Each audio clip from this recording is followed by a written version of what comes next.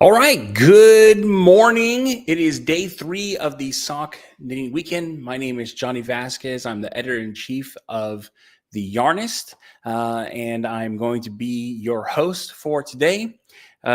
We are on day 3. We've had 2 amazing days so far. Day 1, we talked all about sock knitting foundations and basically all the things that you need to think about before you start knitting a sock. Yesterday, we talked about sock building blocks. So the different components of socks and sort of how socks work on a higher level. And today we are going to get into sock construction and some other advanced techniques to level up your socks. We're going to be exploring some different ways of making socks than the traditional techniques. And we're going to introduce you to a lot of amazing teachers who are much better at knitting socks than I am. And that's why they are here. So we are. We're going to go through the agenda in just a minute, and I'll walk you through everything that we're going to cover today. But before I do that, I want to hear what your big takeaways were from the last few days. If you have been watching with us live or you caught up with us and are joining us today after watching the replays, right? Then put those into the chat and we will highlight a few of those in just a moment. I do have some updates for you as well on a couple of things. So some people had some great suggestions yesterday. We implemented a couple of those things for today. So let's go. First, I want to remind you that time is running out to grab an all access pass. So if you have not been able to watch the entire event or you want to be able to review some of it, then you're going to want to check this out. So the all access pass gives you 1 year access to all of the recordings from this event. And you're going to get all 18 sessions. It's more than 12 hours of content. So that's a lot to go through in just 4 days. So having more time to go through it is definitely a blessing. And sometimes, we have really info-packed sessions where you're going to want to go back and review the content over and over again, like Emily's session yesterday where she talked all about sock geometry, or Jessica's session on cast-ons where she did a bunch of different toe-up cast-ons. So those are great sessions to be able to go back to pause, to rewind, and watch as much as you want.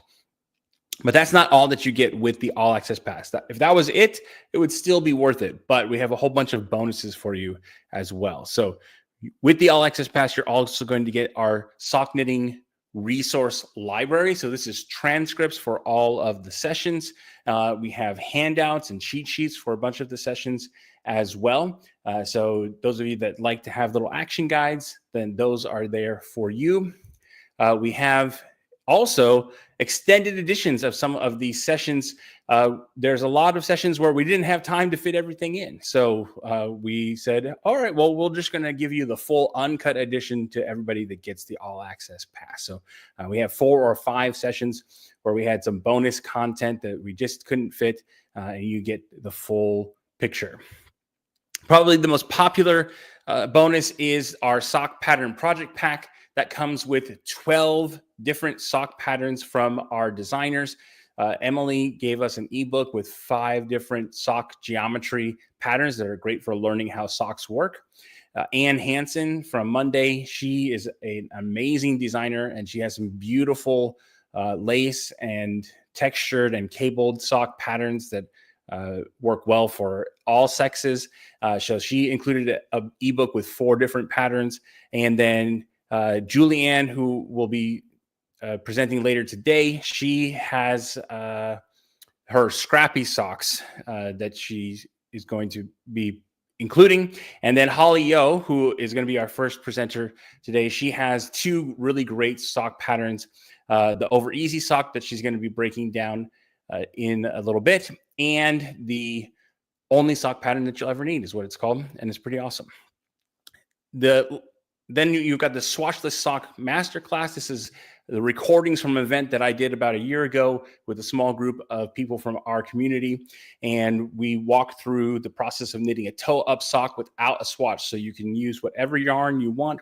And it's a really great way to learn how socks work step by step, and sort of how you can adapt something as you go along. And we had a bunch of people who had never knit a sock before, and they knit their first full pair, and they worked perfectly without ever having to make a swatch. And then finally, we have our skill building class bundle that includes 5 additional classes so that you can go deeper. Today, Sophia is going to give an overview of her Knit 2 Socks in 1, but she has included the actual workshop for people who have purchased the All Access Pass.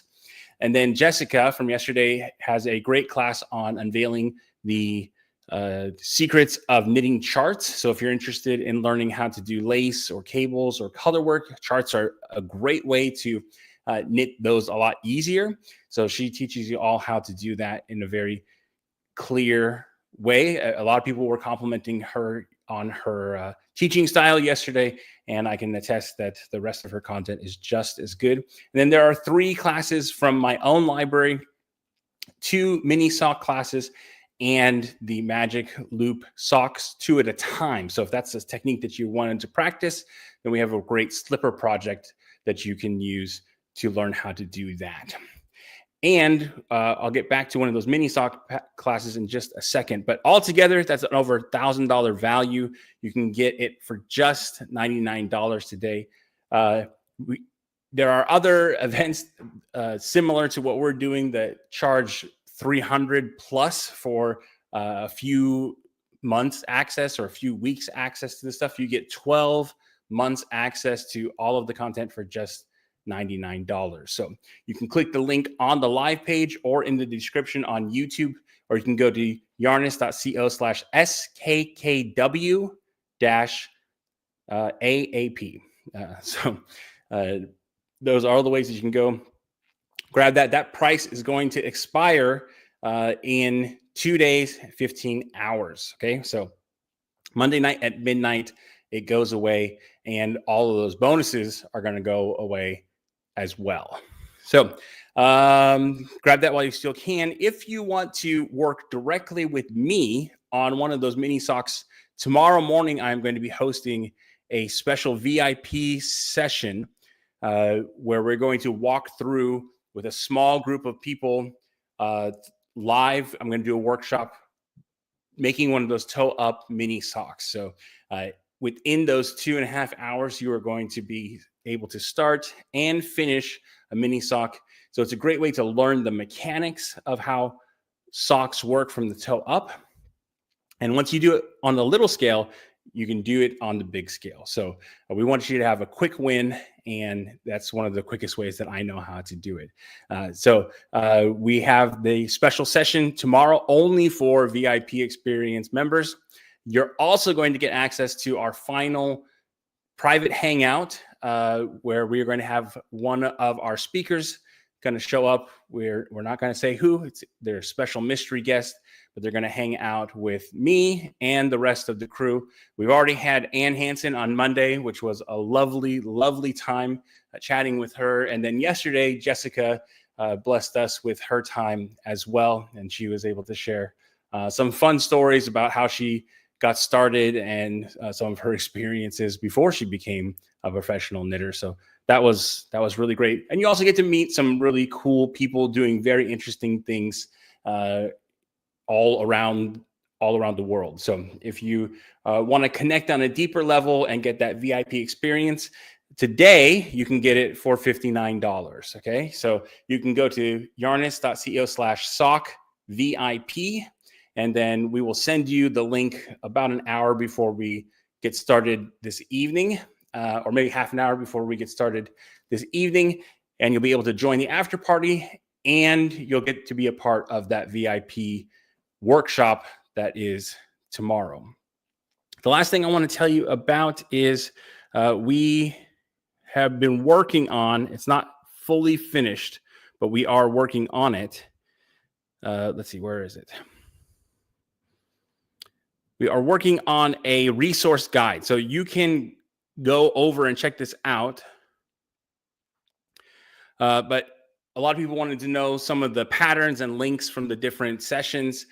So we're doing our best to remember what we put in the earlier days, but we'll be tracking those things throughout the day, and we'll be updating this document over the next 24 hours. So you can see all the patterns that were mentioned in day one, all the tools. There's some links here to where you can go buy some of those things. I'm going to be putting in the socks from around the world in a little bit.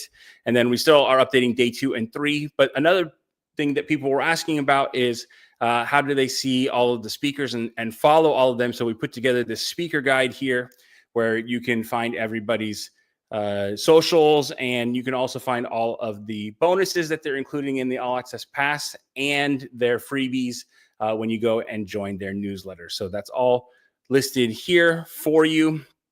And then if you're just curious, you want an easier way to see what's everything that's included in the All Access Pass, we have that written out for you here as well. So you can access this now by going to yarnist.co/guide. Okay, yarnist.co/guide. So that is it for that. Let's take a look at some of your biggest takeaways from yesterday.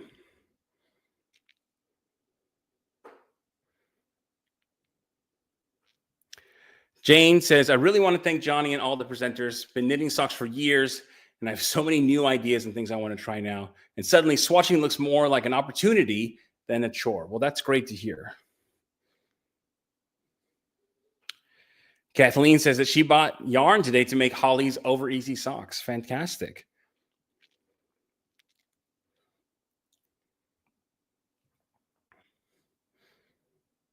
Lynn says, there's so much information, so many styles. I think that the key is to try as many as you want to try. The different methods may be better for one pattern or another. Absolutely. And Janice says, I agree that it's overwhelming. I got the All Access and intend to spend the entire year trying all the ways. This is going to be my year of sock immersion. Fantastic. Dana says, I want to try all the ways, but I really just want to figure out the best way for me. It's all a little overwhelming. Well, you know what? Emily is going to be here for our Q&A. That might be a great question to ask her.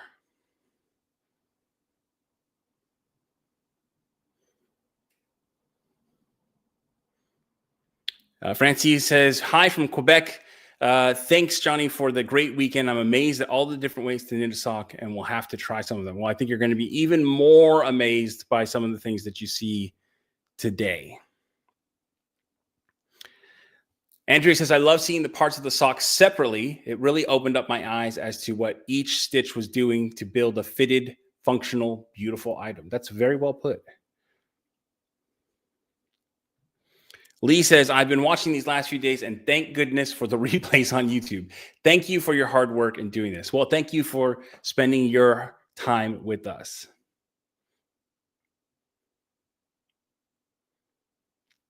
Cindy says, I didn't realize that there were so many different toes and heels out there. And Sandy says, the afterthought heels was my big takeaway, along with the flexi flips. Well, I think the flexi flips are going to make an appearance again today. Okay, these are all great takeaways, and we will have more opportunities for you guys to share those with us, because it really helps us know what we're doing that you like and what we can do to make these events better in the future. So we are going to take a very, very short break. Actually, we're not going to take a break. We're just going to jump into our first session. I found this on the web. Whoops. We're going to jump into our first session, which is the knitting a flat sock with Holly Yo. You finally get a chance to meet with you. Today, we're going to talk about flat knit socks. And this is something that I've seen in a few places, but you have done this quite a few times. Why would people knit a sock flat instead of doing it in the round? Well, I think part of it is they're just different and interesting, and knitters always like trying interesting and new things. But another real positive for them is if you're struggling with knitting in the round or working with all of those double pointed needles, or the magic loop technique is just too frustrating, then knitting socks flat doesn't require that, right? And you can knit with just a regular DPN, like, your needle only needs to be this long because you don't have any more stitches on it than that. So it's just a fun, different way of making socks. That's cool. How did you first get introduced to this method of sock knitting? A few years back, I was challenged by Knit Picks to design a sock collection for them using unconventional knitting techniques or knitting constructions. I designed a collection of 4 patterns, and 2 of them were knit flat. When I was researching the collection, I came across machine knit socks, and they're knit flat. There are other machines that knit in the round, but you can knit socks with a flat bed knitting machine. I'm not a machine knitter at all, but I do enjoy looking at some of the stitch patterns and techniques that they use to get ideas. And so I just sort of took it from there. So, what are some of the biggest misconceptions about knitting a sock, doing it flat? Gauge, I think. Okay. So, especially for, dyed in the wool sock knitters, people who know their gauge. Oh, I always knit a 64 stitch sock. Well, first off, it's half the stitches that you're casting on, and most people can wrap their mind around that. But it's half the stitches plus 1, because at the edges, you get a little bit of an overlap where the seam happens. There's no sewing in these socks, but there is a little bit of a seam where the modular join happens. But also, knitting round and knitting in the flat can result in different gauges for most knitters, not all knitters, but a lot of knitters have a different tension. So the purl rows are often a little looser than the knit rows, or it could be the other way around. They might purl more tightly and knit more loosely. So when you're knitting flat, you're going to get a different gauge than knitting in the round. Right. Right. And so in classes, I've had people say, well, they're great, but they're a little loose. And I think they were basing it on the gauge that they're used to getting when they knit socks. Are there any other things that come up when you're knitting a flat sock versus knitting it in the round? Like, how do Um, they compare to each other? Well, I mean, obviously the construction's quite different. There is more fiddling with the modular joining rows. It's not just a mindless around and around and around, you know, but it's not difficult. And I find these socks knit up really quickly because there's so many short little sections in them, and you get to the end of that section really quickly, as opposed to knitting a leg where you're Hmm. going just around and it feels like forever sometimes. I imagine that also just how comfortable it is to knit something flat, going back and forth, and not sort of have to fiddle with double pointed needles, or yeah, that you just have that like endless spiral. It seems like there's a lot of things that make it feel like it's going faster. Yeah, definitely. That's right. Okay, so this seems like a really interesting framework to use for sock construction. Are there any things that you can do with this construction that you can't do with other kinds of socks, or let's say not as easily do? Yeah, yeah. Intarsia would be the, Oh, sort of the number one thing. I mean, obviously you can work intarsia in the round, but it's fiddly, and then it's actually not so much in the round because you're having to purl rows anyways. So the flat construction makes a really nice canvas. And I have a pair of Argyle socks that okay. make use of that. Also having like the heel, or sorry, the sole and the instep, completely different colors, completely different yarns. So you can see these socks back here. Those are Hmm. the over easy sock pattern. Oh yeah, that would be really challenging to do in a normal sock Yeah. construction. So you could have, I started off working with self-striping yarn as I was working through my initial prototypes, and I kind of stayed there for the over easy sock pattern because, well, I've self-striping yarn and I have a long history. My very first patterns came out of self-striping sock yarn. I Oh, designed baby sweaters.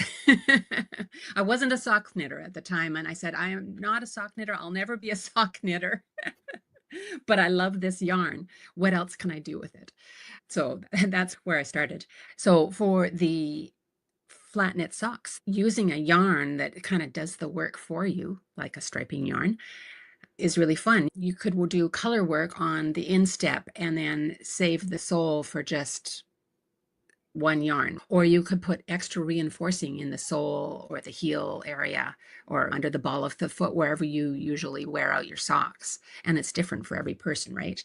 But you can customize those. You could carry an extra strand of reinforcing thread in those areas, and they don't have to go all the way around the foot the way they would in a mhm. conventional circular knit sock.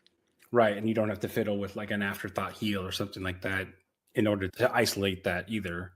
I would Yeah, imagine that you could do some things with like planned pooling that you wouldn't be able yeah, to do otherwise as well, because you have those really short blocks of color, or like Bargello. I know Bargello knits sort of does some interesting things with like color blocking. Uh, yeah. so yeah, seems like there would be some very interesting things that you could experiment with that.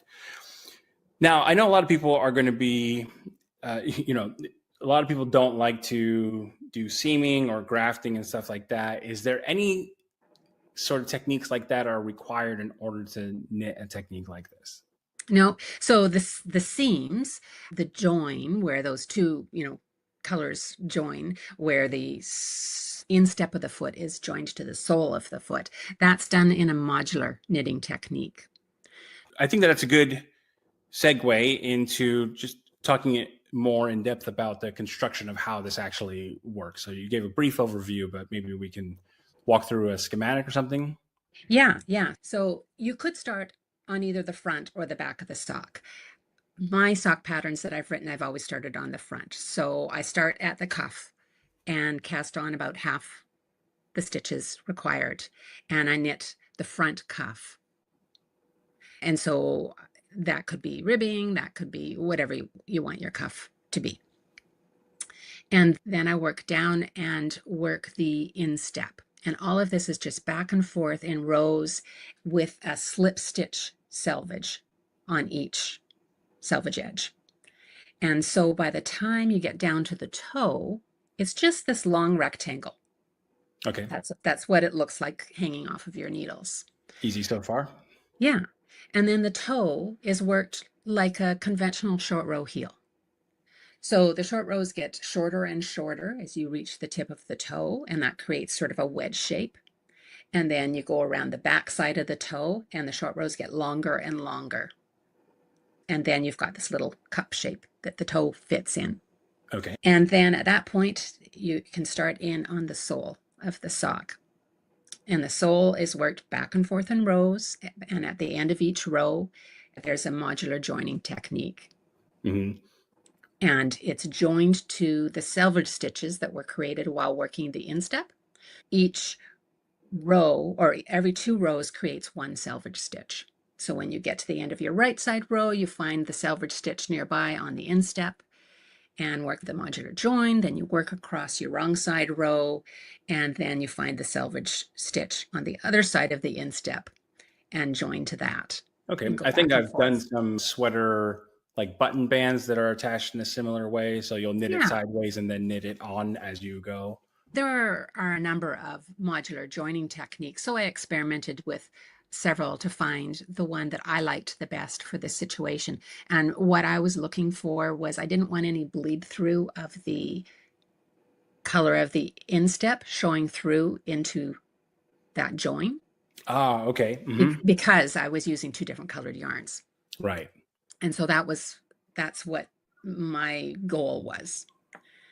And after the sole is done, then comes the heel. And I started off, my first prototype had a typical short row heel, but I've never been a big fan of those. And because for these over easy socks, because they're little short socks, I find there's not enough heel in the short row heel. Okay. to fit me very well. And I Okay. was worried about the short sock slipping down into my shoe. Mm-hmm. So, so I started sort of casting about looking for other ideas. The first two patterns, the flat socks that I designed, have a typical short row heel, but they also have a long leg. Okay. So it's not the end of the world that the heel is a little bit short. The sock still fits. It stays up. It does its job. But when I started looking for ideas for this shorty sock, I had a pair of sports socks in my drawer, commercially made sports socks. I noticed that there was this little sort of Y-shaped line. They were short, the heel was a short row heel, but it had this extra gusset in it. Okay. And so it split off into sort of a Y shape. I started swatching it out and figured out just exactly how big I needed to make that gusset. And I was able to grade it across sizes successfully. And so I call it a bifurcated heel. I've not seen anything like it. Doesn't mean it doesn't exist in hand knitting patterns. Mm-hmm. I just hadn't run across it myself. And I'm really loving this heel, and it's been getting great. I've been getting great feedback on it. People Okay. are like, yeah, this is my new heel. This fits, it's comfortable, my socks aren't falling down into my shoes. Okay, so that bifurcated short row heel, you can use a typical short row heel or the bifurcated short row heel in this flat sock. And the bifurcated one has 4 parts to it. So it starts off, the first part is the same as a typical short row heel. The rows just get shorter and shorter and shorter. And then the second part is they get wider and wider and wider, but they only go out about halfway. Okay. They don't go all the way out to the sides. Mm-hmm. And then part 3 is they get shorter and shorter and shorter again. And then Okay. part 4 is like the typical second part of a short row heel, the last part. They just get wider and wider and wider until you're working with all your stitches again. Okay. So you're just creating some additional shaping within the. Yeah, and that little extra doot doot, the accordion out and back in, that's a little gusset. So it's Okay. not a gusset in the conventional sense in a sock, like a heel flap, heel turn style sock that has a gusset. It's Mm-hmm. not it's not in that location of the sock. This gusset is within the heel. It sounds a little bit more like how I don't know for sure. I haven't looked at it exactly, but when I look at commercially made socks, Mm-hmm. they don't have that sort of little triangle gusset that Yeah. the hand knit socks do. And I've always wondered why that was. So are they doing something like what you're talking about instead? Well, yeah, I mean, that's what initially spurred on this idea of this bifurcated heel as I was looking at a commercial sock. Right. Not all commercial socks have this, Mm-hmm. but a pair that I was looking at had this little extra gusset within the heel. So I could see Mm. this line created by the short rows, but there was this other little line, and it didn't go all the way to the halfway point of the sock. So we've now done the short row heel.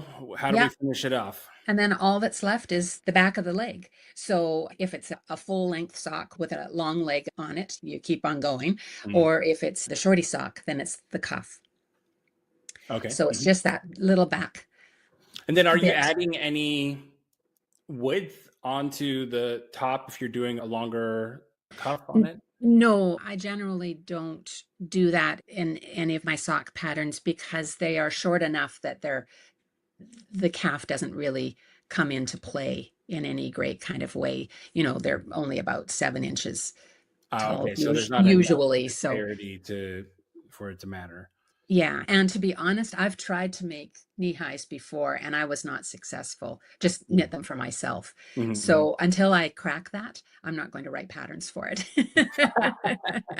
Like Well, crack that's that in probably my own smart. fit. All right. Well, I have one question about the toe because when I was researching this concept before, I had seen other flat knit socks, but they use a little bit different construction from what I can tell. But it seems to me like you could do just kind of like a wedge type toe instead of the short rows if you didn't want to do that. Is that the case? You'd have to start working in the round at some point. So you'd have to figure out where those stitches, the other half of the sock's worth of stitches comes from. You couldn't just, knit the half, come to a wedge, flip it over, and then do the modular joining along as you. Oh, I suppose you could. It just didn't even occur to me, but yeah, you could do that. Okay. And then I've seen people, they like the heel and they've been trying to put it into a round sock. And I actually have a pattern I've been working on for that. Or they like the knitting it flat because they wanted the sole to be replaceable because their dad always wears his socks out or something. So I've seen them playing with parts of this construction on projects that they've been working on. So maybe the leg was knit in the round and then they divided and worked the. Okay. Then they'd have to graft some stitches back together or whatever. Maybe they did a provisional cast on at the beginning of the instep, worked the foot, toe, heel, grabbed those provisionally cast on stitches, and then knit the leg in the round. You could approach it any number of ways. Approach it. Also, the flat socks where they have just the cuff is knit wide, and then they wrap it around and seam it up the back. Yeah. Yeah, it sounds like there's all kinds of things that you can do with this if you really want to. Okay, but you said that there's a few different ways that you can do the heels, and you had some examples that you wanted to share? Well, I was talking about which short row technique I chose. Okay. And yes, you could use any number of short row techniques while working these socks. But the reason I chose the shadow wrap short rows is I thought they looked the best. So one of my earlier prototypes is this one, and this is just a typical wrap and turn short row, and I found it a little holy. Okay. So my foot form is white, so it's a little harder to see, but you can see there's sort of bigger shapes there, right? Not so bad on this leg of the. So, and this is what I was talking about. You can definitely tell what the stress points are on that. So yeah, so this was just typical wrap and turn that I used. And then I thought, well, I'll try German short rows because I know a lot of knitters really like them. And I like German short rows, but I didn't think that they were great for this situation. So this looks better. I mean, yeah, there is a little, and you're going to get stress points anyways. I mean, if you're going to be just really focused on the area, yes, you're going to find problems. But what I didn't like is see these vertical columns of knit stitches. They're really defined, but then there's spaces between them. The bars between them are stretched out. And I thought, let's see if I can improve upon that. So then I tried the shadow wrap short rows. And that's this one. And it's just those spaced out stitches in here come together a little better. And so that's why I chose shadow wrap short rows. Now I know it's not a really conventional way. That's why I chose shadow wrap short rows. Now they're not the most conventional short row technique. And definitely I've found that that's tripped some knitters up. So, if these minor differences aren't something that concern you, then use the technique that you're most familiar with, that you're happy doing. If working a particular short row technique is not enjoyable, then weigh out, well, looks or joy while knitting, which is more important, right? They're all going to work. Your sock will stay together. It'll fit. It'll go onto your foot. And what's more important to you? To some knitters, it's super important that it looks perfect. Some knitters, when they work with self-striping yarn, the stripes have to be identical all the way down. And others, it doesn't matter. Do what gives you joy. About that with the self-striping yarn, that you could use it all the way down and up and the stripes won't line up. Exactly. So it doesn't sound like you need to use really any special techniques outside of the short rows and that modular join. There's no special like bind offs or cast ons that you need to do to knit this? No. With the over easy sock pattern, I don't even worry about whether your bind off or cast on is stretchy, because on this pattern, I've got a little rolled cuff. Just for aesthetics. It's just a little design detail, but it splits here. Right. I decided not to join it all the way up. And that little split will take care of if this cast on is a little bit tight, or if this bind off's a Wow. little bit tight. Okay, that's clever. Yeah. And it's cute. It looks nice. It gives it this almost like little tulip look from a distance. Yeah. But I like that it has an aesthetically pleasing but functional element to them. Yeah. And that's usually where I go when I'm designing. That's usually what directs my designs. Now, the cast on in my other two sock patterns that are flat do have a different cast on technique.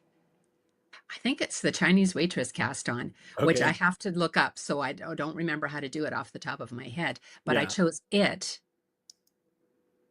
because it mirrored my bind off. I wanted the cast on and bind off to look the same because they were going to be visually close to one another. On Right. this sock, it doesn't matter because of the curled edge. Right. Okay. Because So the you can't cast see the on edge. gets hidden. But on the other socks, and again, that's just aesthetics. If you're not concerned about that, then do your regular one. Or there's other matching cast on bind offs that probably would work as well. Now, this can be relatively easily adapted for different foot shapes or different lengths. Yeah, totally. The pattern comes with 11 sizes, maybe 14. So they don't I even have can't to worry about it. They can just yeah, 9 sizes. follow the Maybe it's 9 sizes. I don't remember, but from like little baby to, NBA basketball player sized feet. So you should be able to find your foot size in there. I mean, length is a super easy thing to adjust in any sock. And because there are no gussets in through here, I mean, this length is just, you just keep on knitting or you knit fewer rows, whichever. And if you want to change the length of the leg, same deal. Yeah, I love patterns that can kind of work off of more of a recipe or like a formula, and that you are able to just be like, okay, like it needs to be this size, and then you can knit it with whatever yarn or whatever gauge that you want, and then you can sort of do that. Now, I know that that's not how this pattern is written, but it seems that the construction's simple enough that you would be able to do that. Totally. And that just reminded me, you can knit this instep in a luxury yarn that wouldn't be a typical sock yarn because it's not getting any abrasion. Oh, that's So great. yeah, I knitted like a fluffy alpaca, fluffy something or other for the instep, and then a typical sock yarn for the sole for somebody. Well, this is fantastic. I have learned a ton here. I hope that everybody else has picked up some new and interesting tips as well. I know that you have a freebie for folks that they can get, which is a cheat sheet on those short row techniques. That's right. So we're going to send people to the link. We're just going to call it yarnist.co@Holly, and that will direct them to the landing page. And if they enter their email, then they'll be able to grab that cheat sheet. And Holly has been nice enough to contribute this sock pattern that we've been talking about to the All Access Pass. So if you haven't grabbed that yet, you're going to get that in there. And we've included a tutorial that she's put together just for this on that modular join. So if you're still a little bit like, I'm not sure how to do it, that's there, along with all of the short row videos that she put together for the other sessions. So you get all of that as part of the All Access Pass. So I definitely encourage you to check that out. Holly, thank you so much for being a part of this. It's been a pleasure working with you. And people want to find out more about you and such, they should go to that link to sign up for your newsletter, but they can also find you where? My website, hollyyo.com. And I spend most of my online time on Instagram at Holly Yo. Great. Well, everybody go give her some love and keep knitting fearlessly. Thanks. And thanks again to Holly for taking the time to share all of that great wisdom with us, and for showing up in the chat as well to help answer questions during the session. That is, we always love to see our speakers showing up during the live. So if you missed her session on short rows yesterday, it was just as good. And she also did our Q&A yesterday. So Holly's been been all over the place here. So if you want to get that cheat sheet that we mentioned, you can go to yarnest.co/Holly, and you'll be able to sign up for her email list, and you will get that. And the sock pattern that she was talking about today is called the Over Easy sock. You can go buy it at her website, but you also get it for free if you get the All Access Pass. So you can grab that using the link on the live page or in the description on YouTube. So we're going to take a quick little break, and then we're going to be back with the next session. We'll see you soon.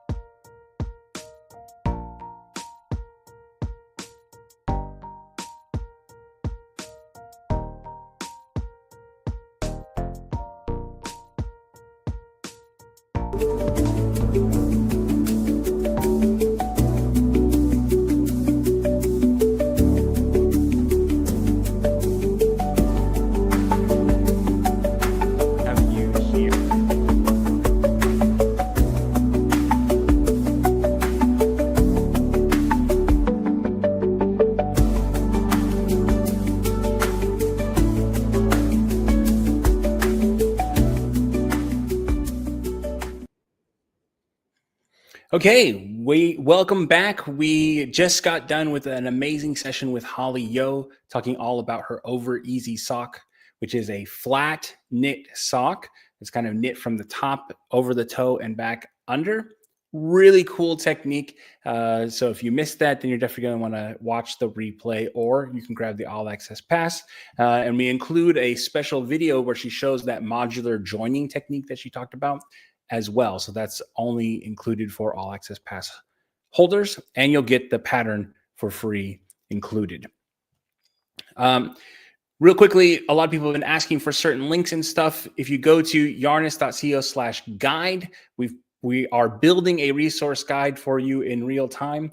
So we don't have everything in there yet, but we are working on it, and you'll be able to see all of the links that we talk about, products that get mentioned, books and patterns and all that kind of stuff. So that's a great place to go to grab that. And right now we're going to jump into a session with Sophia Talley, the Drunk Knitter. She is the author of a book called Knit 2 Socks in 1. It's not knit 2 socks at a time. Well, it is, but it's in a different way than you've ever thought possible. So when I first learned about this technique, it blew my mind. I think that you're going to really enjoy it. So let's bring on Sophia.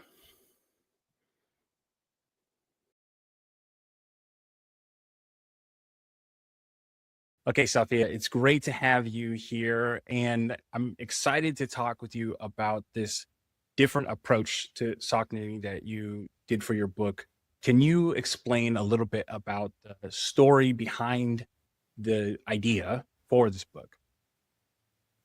So the story is actually quite simple. I was never really great at knitting socks. And once I figured out how to knit socks the traditional way, I tried to share my love for socks with my subscribers on Instagram. And a lot of them were scared. To put it bluntly, nobody wanted to work with small needles and they were afraid of the short res. So I actually did a survey and I asked them what was their scariest parts, what was the scariest things about sock knitting for them. And they told me exactly what they disliked, with grafting being one of them, the tiny needles, the small circumferences. So what I did was I went and did a ton of research on sock methods that have been used for literal generations. And then I compiled them all together into the Knit 2 Socks in 1 method. I always say I don't create, I curate. So a lot of the techniques are vetted and have been used forever. And I put them all together. I got rid of grafting, I got rid of short rows, but I didn't compromise fit. So I was just inspired by my followers. That's great. I think that it's a really good idea to use your community as a way Mhm. to generate ideas. So why knit 2 socks in 1? I've heard, or I've seen and even tried knitting 2 socks at a time, but this is a Mhm. little bit different, right? Yeah, so that is also something that my subscribers told me. They often suffered something that we call they suffered from second sock syndrome. And that's when you knit one sock and then you're just over it. You don't want to knit the second one. And there's different methods to get over this, but I just found that in one long tube, popping on a movie was just the best method for me. And so that's why I made sure when I create my method, we eliminated second sock syndrome, because not everybody wants to knit the same thing twice. To be quite Okay, so for people who are not familiar with the concept, can Mhm. you break down sort of the main idea? Okay, so to knit 2 socks in 1, what you do is you're essentially starting from the cuff down. So this is a cuff down sock method, and we are knitting one long sock.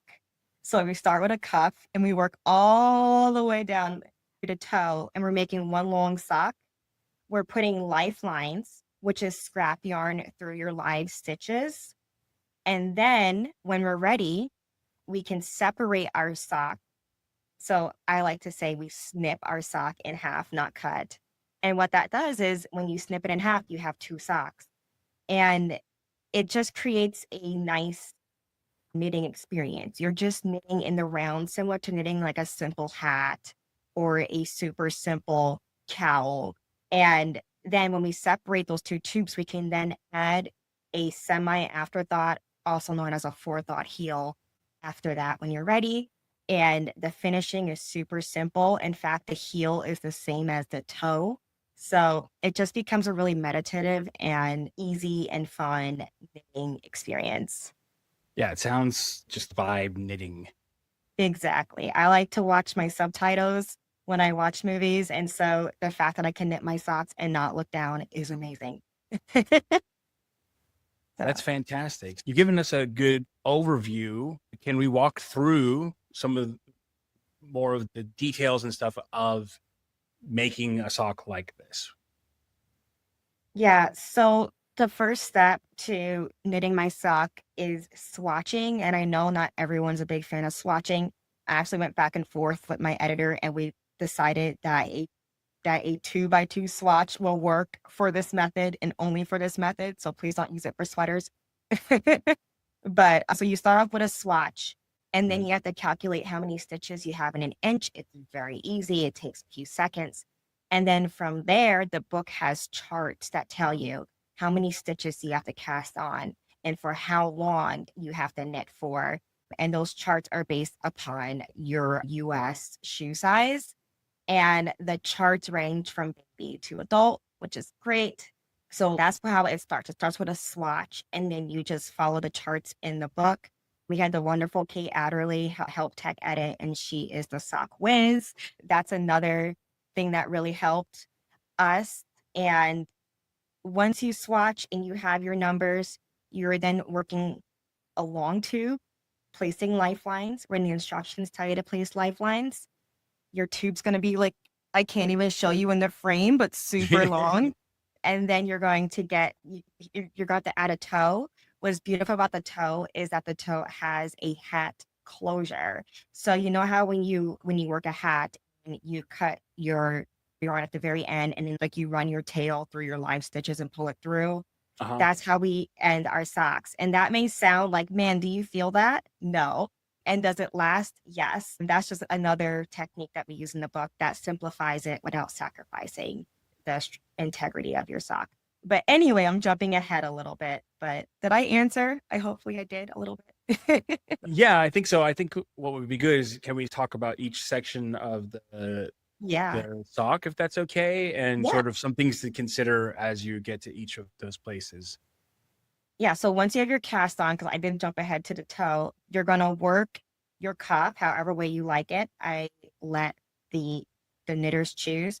I do recommend using a long tail cast on when you start off your sock because the long tail cast on is designed to match a bind off that we'll be using later.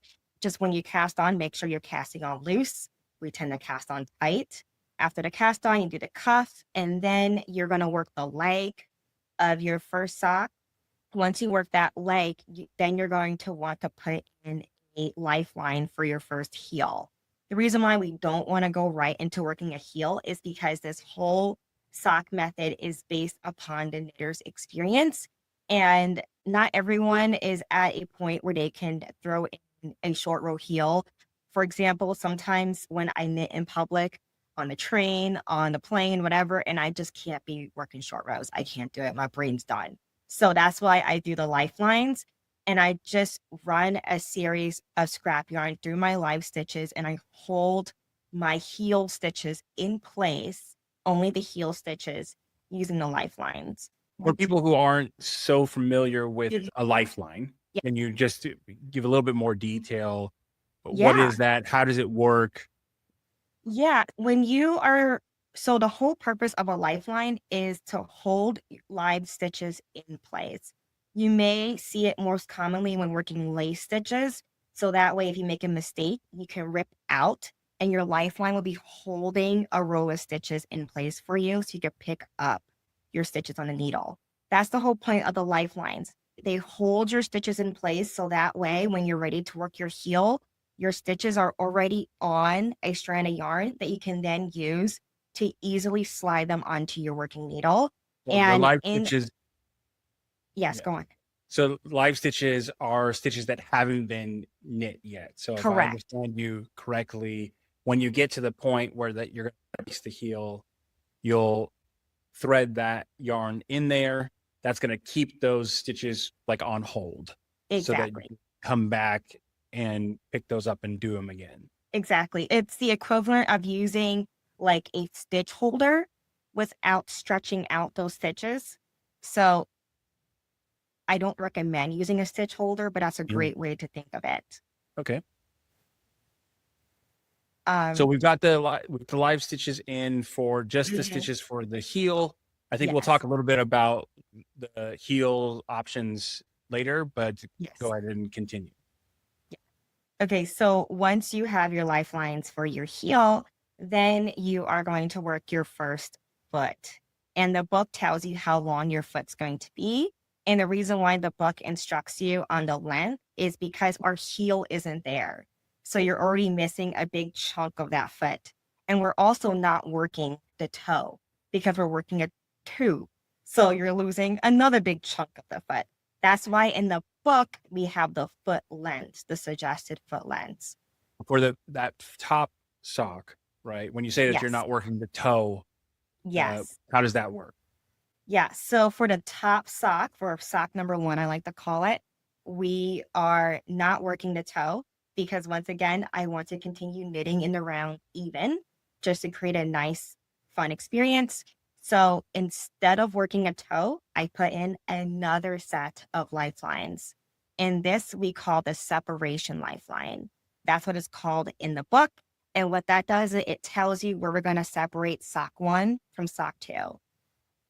And how does that work then when you're putting in lifelines to separate socks? How does that different from the lifeline for the heel? Oh, that's a good question. So the heel lifelines. So for the heel lifeline, I call it a lifeline sandwich where there's a lifeline. There's going to be a series of stitches knitted using scrap yarn and a lifeline. So the heel lifeline is a little bit more complex. Okay. And that is because it creates space for the heel as well. So that's a little bit more complex. So by adding in some temporary rows on that heel, This you're- one, yeah. okay, then you're creating a little bit bigger gap to build that heel into. Yes. And it also makes it easier to work in general. So it makes the experience much easier as well. It's like the simplest way to add a lifeline to just your heel. And it creates that gap. Yes. Okay, so that's how that one's different. What do you do for the separating ones that is different from the heel? So the separating lifeline is more like your traditional lifeline. So to work a separating lifeline, all you have to do is just run your scrap yarn through your live stitches, all of them, not just the heel, all of them. Then you're going to work 2 rounds of plain knitting in your original yarn, and then you throw in another lifeline. So it's 2 lifelines separated by a row of stitches. And so that's the difference. And what that does is that it creates that extra row in between your lifelines that gives you a place to not only separate your socks, but it doesn't leave you with such a short tail that you can't weave in. I find when you don't have that row, it again ruins the experience a little bit. You're stuck with this itty bitty yarn tail when you separate your socks, and that's not fun. Adding that row in between your 2 lifelines really helps. Yeah. So we'll get to how you actually separate those things and make that work Exactly. Yeah. in a bit. So that separation point is the end of sock 1 and then Correct. you're beginning sock 2. Yes, correct. Yes. And when we begin sock 2 in the book, you are just working right into a leg. In the book, we skip the ribbing for sock 2 and we add that later. Now, it's been a few years since I've written a book, and I've had students, because I teach this class also, I have students come back and say they add the ribbing at this point after the separation lifelines. I personally don't like that just because I find it harder to pick up purl stitches when you do knit 1, purl 1, but that's just a personal preference. Okay. So in the book, it just says work the leg stitches. Yeah, so you're just working the leg all the way down, but feel free to jazz it up. You can add your cuff there if you prefer. It's completely up to the knitter, but you're going to work the leg the same as your first, minus the cuff if you choose. And then you're going to also work the lifeline for the heel the same as sock 1. Okay. The only difference comes into when you get to the toe. So we work the heel and then we work the foot for sock 2. And then when you reach your toe, we don't need to put another separation lifeline. We need to actually put a toe. Okay. And so that's when we work what I call like the hat closure. So you're going to work decreases very similar to the top of a hat, which is slip, knit two together. And then you are going to end the toe with that hat closure where you're just cutting like 12 inches of yarn, and then you're running that yarn through your live stitches, pulling it tight, just like the top of a hat or the top of a mitten. And then you weave that in later.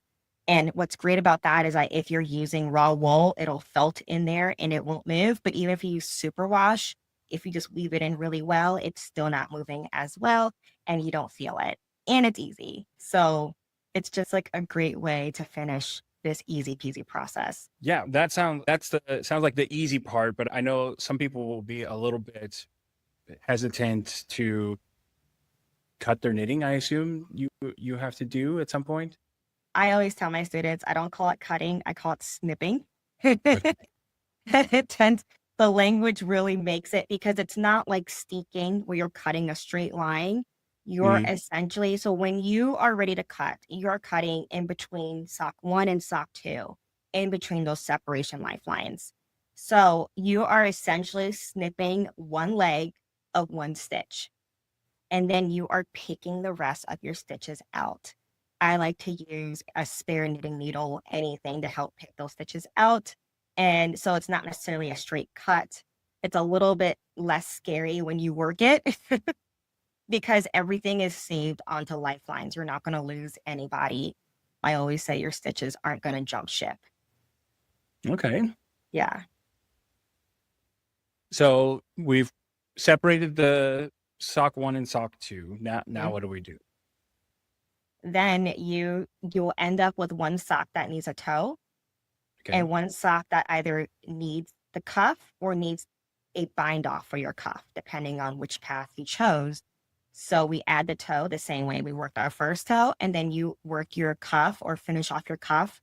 The one thing with the cuff is that when you're binding off, I do recommend the sewn bind off. Then you are matching that long tail cast on that we did for the previous socks. And you'll see in the picture, Okay. Yeah. when you wear them, there's no difference between your two socks. But when they lay flat, you can actually tell, oh, wow, that's a long tail cast on and that's a sewn bind off. But you have to be really close to someone's feet to tell, which is too close. Because you're casting on for the top sock.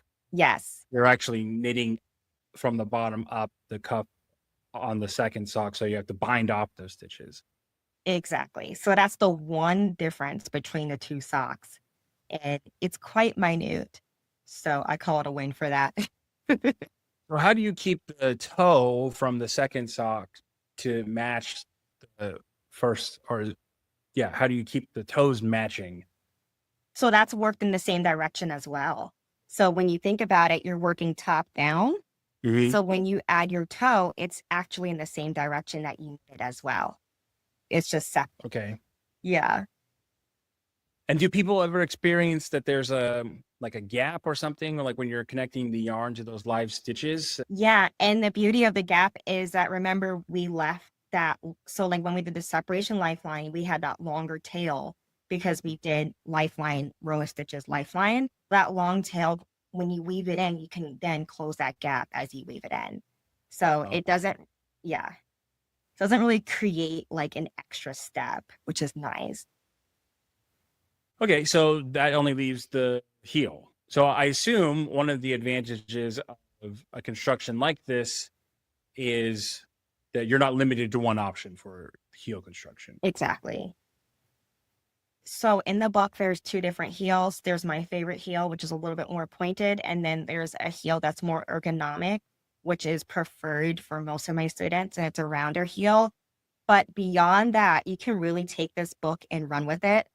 I've had students do a traditional heel, with the heel flap and everything. So it's really up to the knitter what they prefer. I recommend trying the heel that's in the book because you're going to be pleasantly surprised about how you can add more rounds to add more space in your heel, or deduct rounds to do less space. But the heel itself is worked exactly like the toe because it is based upon the traditional afterthought heel. We just call it a forethought because you're not cutting into your socks. You're using your lifeline. So there is some forethought, not quite an I know. afterthought. Right, so it's Yeah. pretty cool. It's just a Yeah. play on words. I don't think we have to go into the details of how those heel constructions work, but do I remember that you said that you don't have to do short rows for the heel construction? There are no short rows in the book, but I've had students add like their favorite heel because the thing about us sock knitters, we are particular and we know what we like.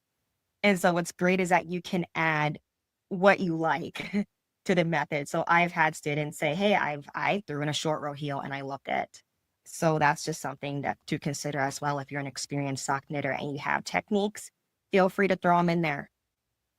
So for people who are really interested in, let's say, like color work socks or textured socks or stuff like that, is this something that they can easily customize to incorporate those kinds of things? So I actually had that in mind as a designer. I really wanted a base sock pattern that I can use for, say, self-striping socks, be really particular, or color work or lace. There's quite a few lace options in the book. And the reason why this method works for that is because it's continuous knitting. So it means that you don't have to stop, figure out the heel flap, figure out the heel, and continue. You can continue your color work from the first leg to the bottom foot. So it just makes it easier to incorporate those more advanced techniques. Oh, okay. That's not something I would have considered, but I can see how Yeah, that would make that much easier. And then for most of those sections, they're already segmented out in the sock exactly. Yeah. anyway. So if you want to highlight the heel with a different color or the toe, that's like pretty easy to do. Yeah, it makes it really easy because not only are they segmented, but they're perfect. So the first sock is the same size, obviously, as the second sock. So once you do your first sock, you can just count whatever repeat you're doing. You don't have to measure your second sock anymore. You could count, okay, I did this sock for 7 lace repeats or 8 colorwork charts or what have you. So it actually becomes easier when you're adding in fun stitches and motifs. Okay. Now, how do you go about if you want to do some things to help reinforce the sock or increase the durability of it? What are some recommendations that you have? So one of my favorite things is the Aya Partridge, I believe it's called, also known as a slip stitch heel. So I actually worked this in the pictures that I sent that might be showing now. And it's just a simple slip one, knit one motifs that I worked on the heel of one of my socks. So you can totally do that. Like you can just change the stitch of your heel to something that has more durability, like a slip stitch motif, because slip stitch motifs are more durable than stockinette because they kind of compress into each other and they're thicker. So that's one great way to do that. I also like the idea of just picking maybe a yarn for your heel that has a touch of nylon to it. I find that helps. There's just so many different materials you can switch to that can help strengthen your sock as well, where you don't even have to incorporate a new technique. So I find that helps. But Aya Partridge also helps too. Okay. Yeah. Now, if people want to use a different weight yarn, is that also easy to do with this technique? So the book includes gauged. So the book is written as a choose your own adventure book. So you can Oh, use whatever yarn your heart desires as long as it's mathematically possible. And I say that because when you're doing super bulky yarn and we have baby sizes, there's some baby sizes you can't do in super bulky. It's just hmm. not enough stitches. So as if it's mathematically possible, your stitch per inch is in there. So you can use whatever yarn you prefer. Just make sure you want to walk on it. If that makes sense. For example, Mhm. if you're doing like a airy baby alpaca with a lot of loft, that may not hold up as well as say, Okay. a sock yarn. So you have to keep that in mind. Of course. Now it sounds, you said that this is a top-down sock, but it seems that it would be possible to knit this from the bottom up if you wanted to. Oh yes, I've had people do bottom up. I had them do socks in different directions. People really took it and ran once it was Okay. published. It was really cool. So you can do whatever you prefer, honestly. What are some of the most interesting things that you've seen people do with this framework? I think my favorite was someone that started with a toe and ended with a toe. I thought that was pretty cool. Yeah, and you know what? When I heard about the book, I assumed that's what you did. That So that's how it's done before. The reason why I didn't do that was because when you start to add motifs, then one motif will be upside down, and that would drive me crazy. uh, okay, yeah. Yeah, that's why they're stacked. But I've had people do it toe to toe, and they loved it. It's a fun thing to do with stripes, inverts them a little bit. So Okay, this is even cooler than I originally thought, because I am one of those people who has the second sock syndrome, and I think that this is such a clever way of knitting socks, and it might sound to some people a little bit intimidating to put in those lifelines, but you and I both know that's not that challenging. And yeah, I think with just a little bit of customization, you've got a great option, especially if you've never done socks before. Being able to get through a pair of socks relatively quickly and be successful is a big win. So I applaud you for putting this together and putting the idea out there. I think that it's pretty genius. For people who want to find out more about your work and what you have coming up next, where should they go? So you can find me on my website, www.thedrunkknitter.com. I find it funny because that was my name prior to writing the book, and now it's my name forever. And on my website, you'll see that there's a panel for books on my website because I have another book coming up called Knitting Cowlette. I'm wearing one today. This book is off the cover. And a cowlette is another project similar to Knit Two Socks in One, where you can just start knitting it and it's relaxing. I like to use them as the perfect gift because they are gender neutral. For those who don't know, a cowlette is the love child of a shawlette, which is a small shawl and a cowl. And so it just hangs on your neck. And it's just one of those things you could toss on and immediately feel put together. In that book, I believe there's 20 something patterns in there. There's also instructions on how to make your own cowlette without a pattern, and it's available for pre-order right now. So feel free to check that out on my website. And thank you for Fantastic. having me as well. I think that if you are able to achieve what you have with the socks doing the cowlette, then people are going to be very happy with that book. Thank you so much for hanging out with us today and sharing your wisdom. And people, please go check out thedrunkknitter.com. Okay. Yeah. And thanks again to Sophia for explaining that whole process to us. You can check out her website, thedrunkknitter.com. She does have a newsletter that you can sign up for at the bottom of the page. So I highly encourage you to go do that. We are not going to take a break right now. We are going to start our next session in just 1 minute. That is going to be with Beth Kirkpatrick, and she is going to be talking about getting your socks to fit better. But just a reminder that you can go to yarnist.co/guide, and that has the resource guide with all of the links that are mentioned. So if you're interested in getting Sophia's book, you can find that there. And she also has all of her social links in the speaker page there. So go check that out.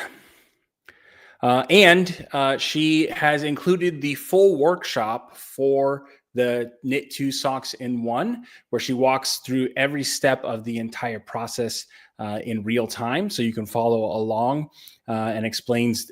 Basically, it's a video version of the book that's included free with the All Access Pass. So if you haven't grabbed one of those, you can get that today by clicking the link on the live page or in the description for the YouTube channel. All right, let's bring on Beth, and we are going to learn about knitting socks that fit.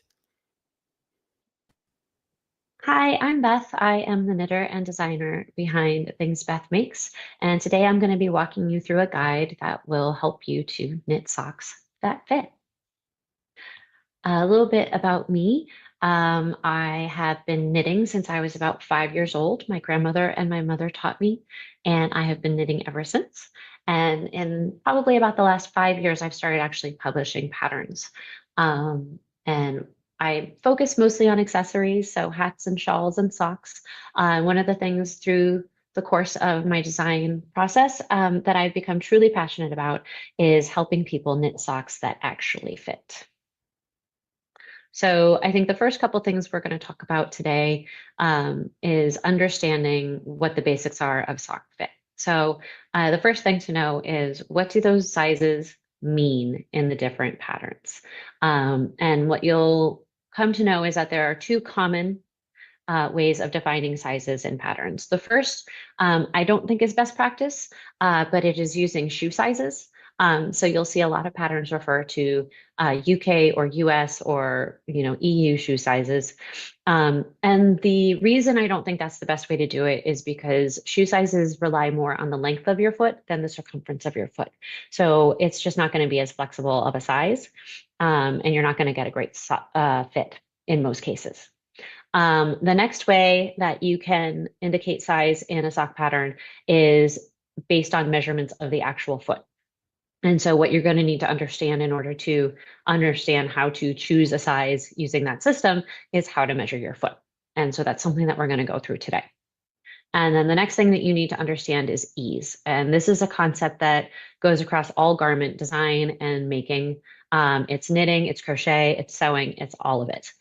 So we're going to talk about what ease is and what different types of things are going to influence the ease you select for your socks. And then the last thing that we're going to touch on is how to combine the two concepts of foot measurement for the right size and ease for the right size, because these are two things that need to be taken into consideration when you make your final decision on what size you pick out of a pattern. And the last thing we're going to touch on, I'm not going to spend a lot of time on it, but I am going to touch on some ways that you can modify patterns in order to customize the fit and make the sock fit better for you. So the first thing we're going to talk about are the different measurements that you're going to want to take of your foot. Now, I have basic measurements here. There are a lot more measurements that you could take and get really, really drilled down into all the different modifications that you can make on a sock pattern. But I'm going to focus on the 4 basic measurements that are going to help you with the vast majority of sock patterns that you find out there today. So, for example, you will see different sizes listed here in inches and centimeters. You'll see that there are 5 sizes available here. And this is what you'll see in sock patterns that use the circumference of the foot in order to help you size your pattern. So what measurement is that? It is the widest part of your foot. It is the ball of your foot. So that's the first measurement that we're going to walk through. How do we measure the ball of our foot? And then the second measurement is the mid-calf. And while this is not necessarily used to select the size of the sock that you're knitting, it is important to note what the measurement of your calf is to make sure that when you select the size, it is going to fit both your foot and your leg. And then the third and fourth measurements we're taking are about the length of your foot. And you'll notice that I am asking you to take both the full length of your foot and then the length of your foot minus the toes. And we'll talk about why that's important in case you want to make some modifications. So the first measurement we're going to talk about is the most important one. It is what you will use as the very basic way of selecting a size from any pattern that uses your foot measurements as a sizing tool. So what you're going to want to do is take a flexible tape measure Hard rulers are not going to work here because you are measuring around your foot. And then if you're measuring in inches, you should place the inches side face down on the floor. If you're measuring in centimeters, you want the centimeters face down facing the floor. Lay that out and then take your foot and put the ball of your foot over the tape measure. You do not want to put any pressure on your foot here. And the reason for that is that if you do put pressure on your foot is going to spread out and widen, and you should actually test this out. So put your foot on the ground with no pressure and then put pressure on it and watch how your foot gets wider. The reason you don't want the measurement to include the wider pressurized foot is that you're going to knit a loose sock that way. So you want the sock to fit when your foot is at rest. So once you have your foot on top of the tape measure, no pressure, you want to wrap the tape measure around your foot, and then you're going to want to have a piece of paper and a pencil with you or a pen and just note down what the size of your foot is. And then we're going to move on to the next measurement, which is the length of your foot. So the length of your foot is measured from the back of your heel to the tip of your toe. So you want the whole foot. That's the measurement that most patterns are going to reference when they say knit the foot of your sock to 2 inches below your length. That 2 inches is subtraction from the full length, right? And the reason that most of them will say 2 inches is because they're assuming that your toes are about 2 inches. And so the toe box of the socks that you're knitting will be approximately 2 inches. The reason I am saying that you want to measure both, you want to measure your foot and then subtract the length of your toes, is that sometimes people have longer toes and sometimes people have shorter toes. And where you start your toe decreases is going to impact the fit of your sock. So we'll touch on this later when we get into the modification section, but the reason you want to have both of these measurements is written down is so that you can decide if you want to make some modifications to how the pattern instructors tell you to knit the foot of your sock. And then the last measurement is the mid-calf measurement. And again, this is not critical for picking the size, but it is critical if you want to be able to customize your socks. And so what you'll do is you'll take that tape measure and place your foot on the ground, pressure, no pressure, doesn't matter. Put the 0 side of the tape measure on the ground next to your heel, so inches or centimeters, depending on what you're measuring in. And then you're going to want to run the tape measure up your calf until about 6 inches. Now, you don't need to be precise. So this has a little bit of wiggle room. So don't worry if you don't have to mark your leg or, worry about the tape measure shifting a couple half inch or whatever when you wrap it around your leg. So you just want to know approximately where that 6 inch mark is, and then you will wrap the tape measure around your leg, and you're going to write this measurement down as well. And again, this is important in case you want to make modifications, and we'll touch on those later. So the next concept that we're going to talk about is ease. And it's really simple. It's just a fancy word.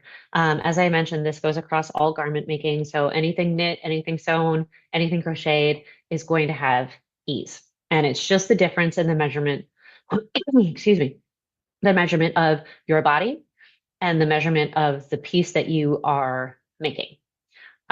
So positive ease means that what you are making is larger than your body and it will hang loosely. So I'm just going to adjust the camera here. And as you can see, my sweater fits loosely on me. This is knit with positive ease. So it is bigger than my body measurements. Negative ease is smaller than your body measurements. So it's going to stretch to fit around the circumference of whatever body part it was made to fit on. And this is what you want for socks.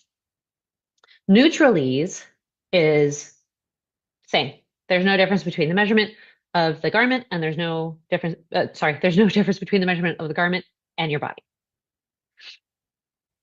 So let's talk about a few things that would affect ease and your selection of ease for the sock pattern that you're making.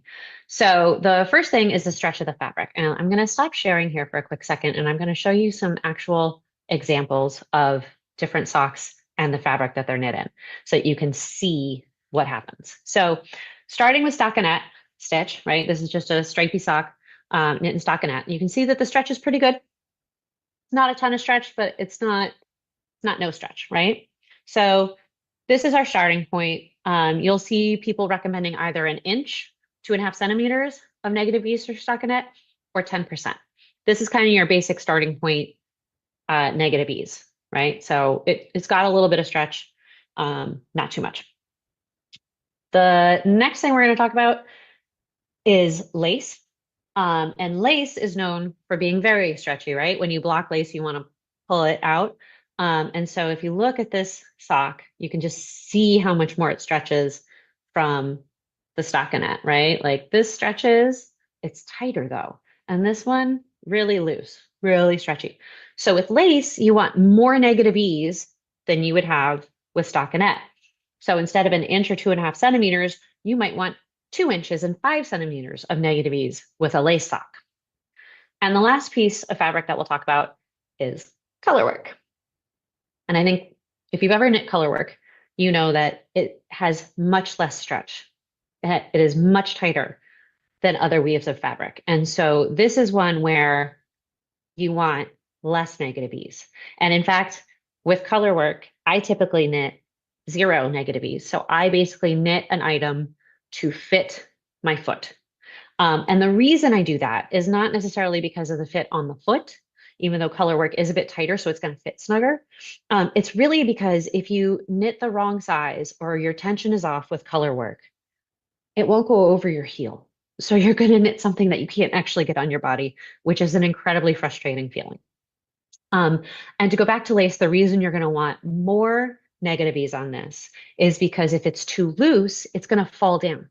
So you're going to have a leg that sits around your ankle, which is another frustrating fit issue that people come up against. So these are just the things that you want to keep in mind when you're looking at how much ease you want in the pattern selection. So let me get the presentation back up.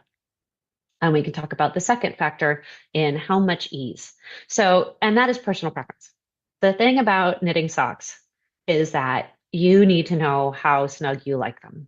And this is something that you can't really gauge based off of a store-bought industrial made sock because those have elastic thread all through them, which greatly impacts the amount of stretch that you're going to get. So unfortunately, this is something that is personal and it is something that you need to figure out. And it does require you knitting a pair of socks or two to kind of see how much negative ease or ease you want in your socks. Okay, so now we have hopefully covered and understood foot measurements and what is ease and how does that impact the size that we pick. How do we combine these two things?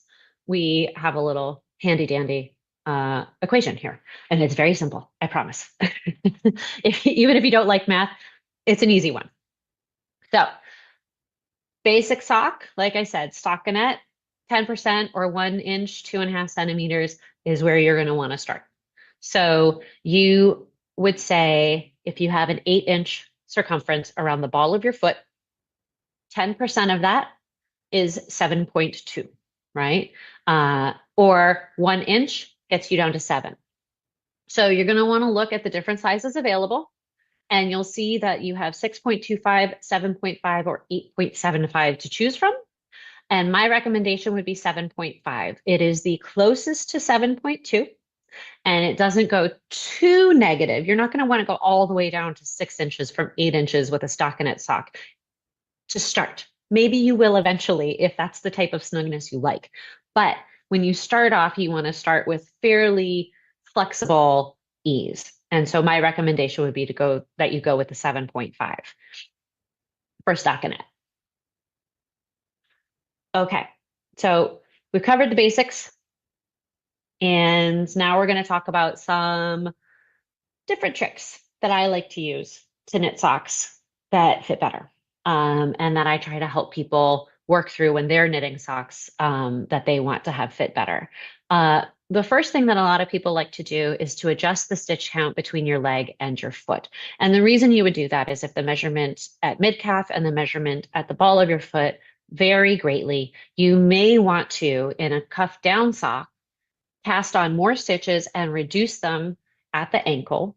Or if you're knitting toe up, you might want to cast on for the foot and then increase stitches at the ankle so that you have a fit that works for both your leg and your foot. You can do this in a couple different ways. You can decrease stitches before you split for the heel flap or before you make the heel flap if it's a afterthought or short row heel. And that will give you the ability to make it narrower in the ankle leading into the foot, if that's your choice. Or what you can do is double up your decreases in the gusset section and until you've taken out those extra stitches, and then just go back to the instructions. And so basically taking out the stitches right around the ankle gives you a lot of flexibility in the foot and the leg. The other thing that you might want to do if you have it either tight or loose around your ankle is adjust the length of your heel flap. And what you'll find is that, well, this is if you have a heel flap at gusset, but this is my favorite way to knit a sock. So this is easiest. You can try on the sock and just see where that heel flap lines up. If it's too high on the ankle, if it doesn't go all the way to the bottom of your heel, you're going to want to add rows. If it goes past your heel, you're going to want to take rows out. You may want to try it on halfway through the heel flap just to kind of get a sense for where you are. And the trick here is knowing that however many rows you knit in your heel flap impacts the number of stitches that you pick up for the gusset and impacts the number of stitches that you will have once you rejoin in the round. So it will impact the circumference, essentially, of the ankle. And so that's all fine. But what you want to make sure is that you account for those stitches that will be increased or decreased. Write it down before you get to that part of the pattern. So you will, for each 2 rows that you increase or decrease, because you always want to end on a wrong side row, you will pick up 1 additional stitch for every 2 rows you add on either side of the heel flap. So it winds up being 2 additional stitches for 2 rows. And then you subtract it the same way. If you are knitting a short row heel, you would add rows in before you split for the heel, and then that will allow you to knit a deeper short row heel. The next thing you can do is modify the gusset instructions. So that would be either decreasing more or decreasing less. You can adjust the rhythm or the frequency of how you decrease those stitches. So you can decrease them faster or slower, depending on how the arch of your foot works, or you can knit a completely different gusset than what the instructions have given you, depending on how complex the pattern is and how much work you want to do to modify that pattern. And then let's talk about the toes. So I mentioned that some people might have longer toes, some people might have shorter toes. So in order to accommodate your toes, you may very well want to knit the foot longer or substitute a completely different toe style than the one that is written into the pattern. Circular toes and star toes are known for being a longer toe construction than a wedge toe. So if you have short toes, you might want to just stick with the wedge toe. If you have longer toes, you might want to explore circular or star constructions. And those also avoid grafting. So if you don't like grafting stitches, circular and star toes are for you.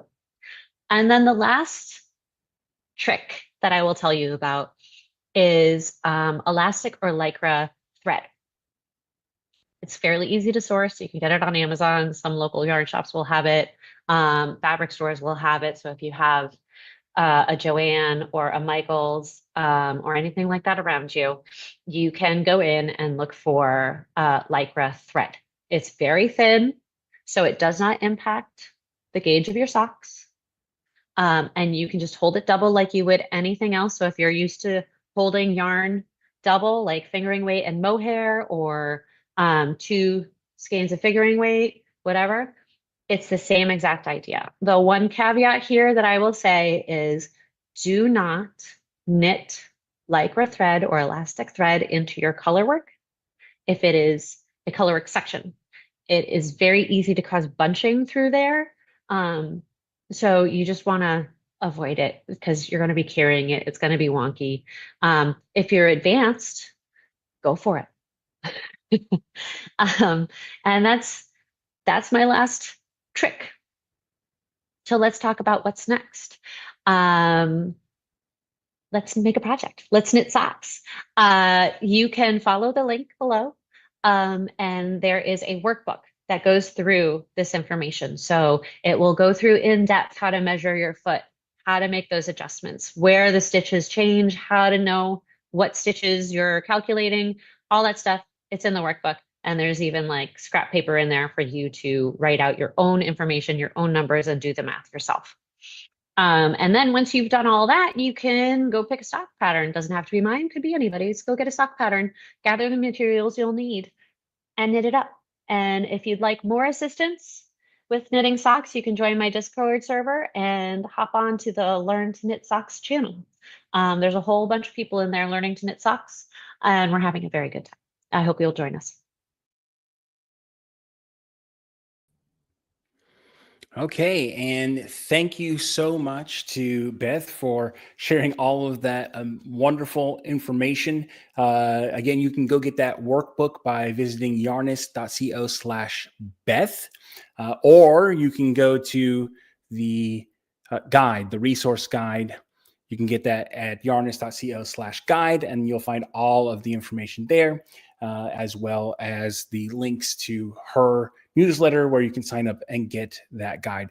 Now, there was a couple questions that came up in the chat about the VIP pass. So one person said that they would love to purchase, but it's a little bit out of their budget at the moment. And something that I forgot to mention this entire past couple of days is that we have a 2-pay option. So you can pay half today, and then in 2 weeks you pay the other half. So if that's something that works a little bit better for you. And someone else asked if the discount is still available. So yes, you can get 66% off of the All Access Pass. So instead of it being $300, right now it's only $99, and you're going to get over $1,000 in bonuses. And just a reminder that that stuff's going to be added into the All Access Pass Monday and Tuesday. We have to do some editing and stuff, but you might receive a link later today with some access before then. Maybe. We'll see. So we are going to take well, you know what? We have a few minutes. So let me talk about a couple of things, and then we will take a 5-minute break because we've been going strong for the last hour and a half here. So Emily Crow is going to be joining us in about 10 minutes, a little bit less than 10 minutes, to be answering your questions. So if you have questions about socks or, but yeah, we're mostly just talking about socks. Questions about socks, she's going to be here to answer those for you. And then we've got a great full day for the rest of the day after that. I'm going to be teaching a session on Helix knitting, which is how to do like spiral stripes, which is a great technique for doing stripes on socks. We have Julianne Leboutier is going to be talking about colorwork socks. And then I'll be back I'm going to do a little bit different session for our last session today. It's going to be kind of a collaborative session where we're going to talk about maintaining your knit. So I want to hear your guys' tips and tricks on how you take care of your hand knit socks. And we're going to talk a little bit about mending your socks. Unfortunately, I don't have a demo on that, but we'll talk about how it's done, and I'll show you some photos.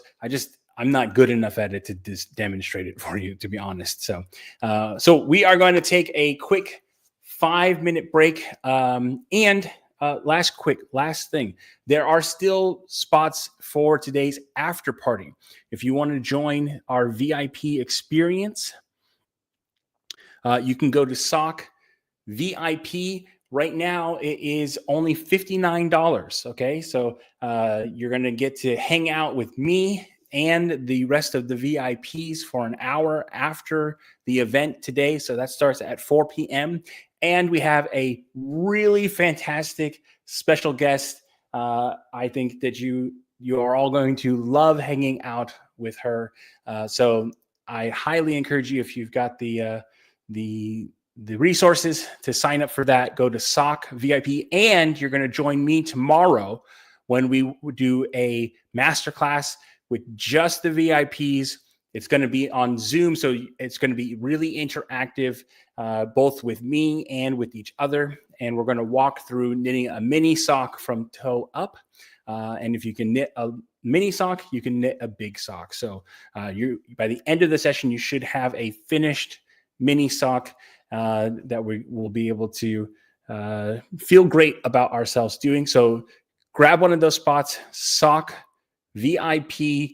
Just the workshop alone, we have sold for $59 in the past. So you're going to get recordings of all of those events, plus the calls that you missed on Monday and Tuesday with Anne, or not Monday, Thursday and Friday with Anne and Jessica. So we will see you guys in just a few minutes. We're going to take a quick break.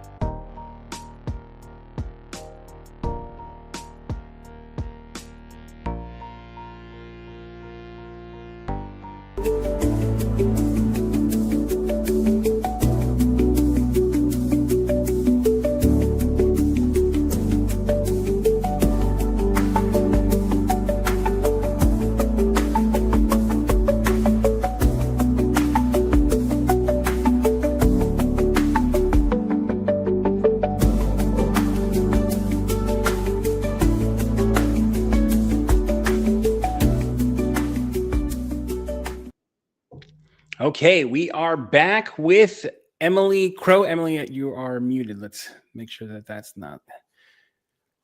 Yeah, Emily gave us a great presentation yesterday on sock geometry, and it was so packed with information, people felt like they couldn't actually catch their breath. So that's I think a good sign. But today she's here with us to answer your sock questions. So you can go ahead and post those into the chat, and she is going to just rapid fire answer away. But for people who don't know you, Emily, how about you tell them a little bit about yourself? Okay.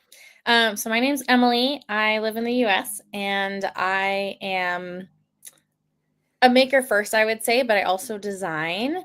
I've made over 100 pairs of socks, and I've designed maybe like 6 or 7 pairs at this point. I make all sorts of other things too, not just socks, but I would say socks are my favorite thing to make. I've been knitting for 4 years now, actually. But I was a crocheter before that for much longer. So I've been in the fiber arts community for a while as a maker. I have a YouTube channel called The Cozy Crow, where I talk about the things that I make and design, do all sorts of things from podcasts to vlogs. And I also talk about the things that I'm reading too. So that's a little update on me. I guess outside of this realm, I'm a mom. I have a 4-year-old, and I'm a nurse, so I work on an ICU. And so kind of balancing all of those things with making, I've got a lot on my plate, but it brings me joy. Well, we appreciate you taking some time out of your very busy schedule to help everyone out. So let's dive into the questions. First up, we have Francine. She says, when you measure your toe length, do you start at the beginning of your pinky toe or end of your pinky toe till the end of the tallest toe? Or does it depend where you start your toe decreasing? That's a really good question. So it kind of depends on your foot shape and like where your toes are, like the slope of the angle of your toes from your tallest toe to your smallest toe. And I kind of have a large slope. My pinky toe is very small. And so because of that, I usually measure my toe, like if I do cuff down socks, then right where my toenail starts on my pinky toe is right where I start my my sock toe, if that makes sense. But if you have like a straight across toes, then that might alter your shaping a little bit. Yeah, just depending on like how long your toes are in general. But that's where I found I like the fit of my socks. So somewhere kind of in the pinky toe range is where that toe starts for me and the shaping that I like. But yeah, it kind of depends on what foot shaping you like and what fits your foot the best. And so just kind of experimenting a little bit to see what feels the best on your foot. I know that's not like a super specific answer, but socks are very individual. So, well, I think that that's one of the reasons why people like to knit socks is that they can make them however they want, and they're incredibly customizable. In fact, a ton of the comments today have just been like their minds are blown by how much variety there is. So much so that they're having trouble figuring out where do they start. Maybe that's a good place that you could offer some guidance. So if someone's really just trying to figure out what should they start with, what's a great beginner direction to go? Yeah. So I would say in my course, I talk about tube socks. There's a couple tube sock patterns out there. If you've heard of the Magic Heel socks by the Magic Acorn, I think. They're a really, really simple place to start where you're really not doing any shaping for the heel. And so they're kind of like a really easy stepping stone into the realm of socks. But I think cuff down socks are also a really good place to start. And there's lots of free patterns out there, even by designers that you recognize, like Summer Lee or Tanis Lavelli. So I would recommend finding a free pattern for a cuff down sock. Just a vanilla sock is what you can search on Ravelry or online. And you can often find from your favorite designers some really easy to follow sock patterns that are really well written by someone that you trust. And doing cuff down, I feel like, is an easier place to start because you start off just making the tube and you're just doing the cuff. So it's almost like doing a teeny tiny hat on your foot. And then you have a little ways to kind of get used to knitting in the round and seeing how it fits your leg. And then you can start working on any heel shaping depending on what heel that you chose.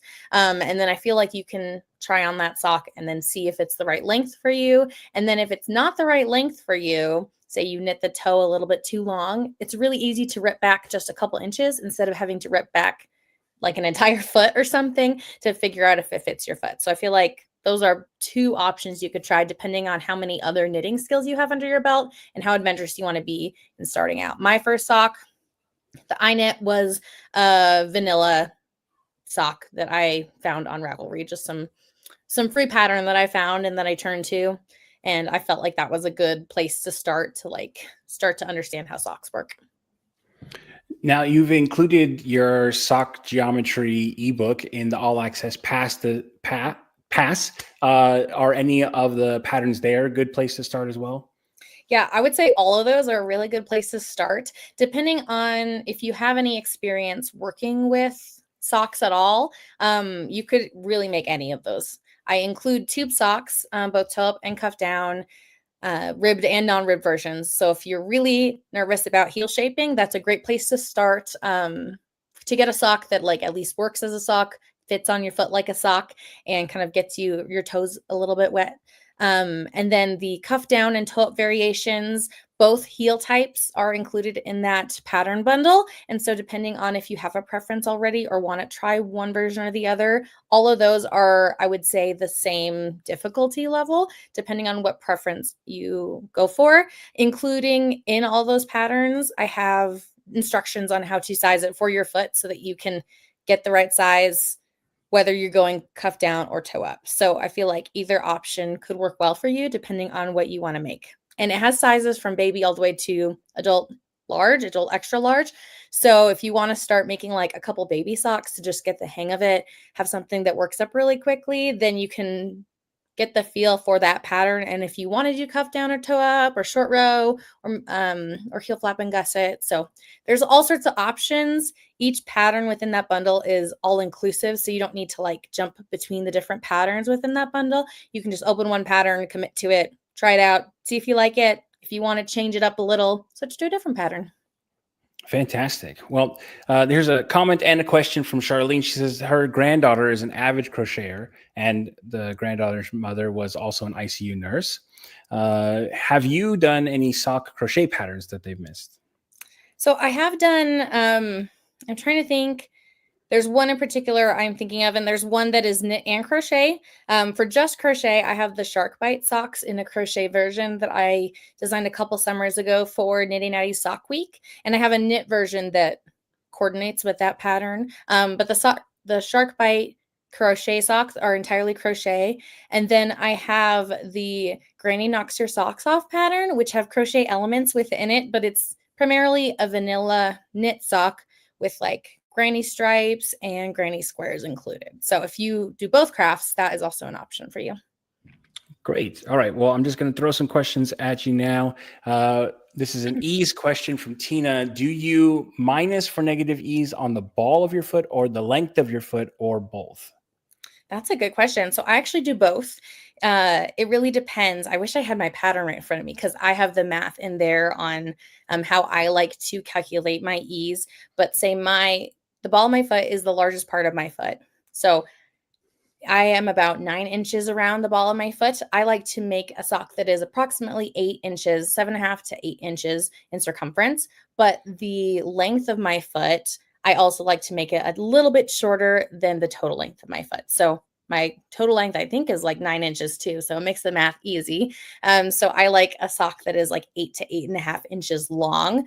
Depending on how that knit fabric stretches, if you're super familiar, it stretches more like width-wise than length-wise, but it will stretch in both directions. So I account for negative ease in both directions when I knit my socks. Okay. Crystal asks, if I modify for a high instep, how do I know where or when to decrease the extra stitches out?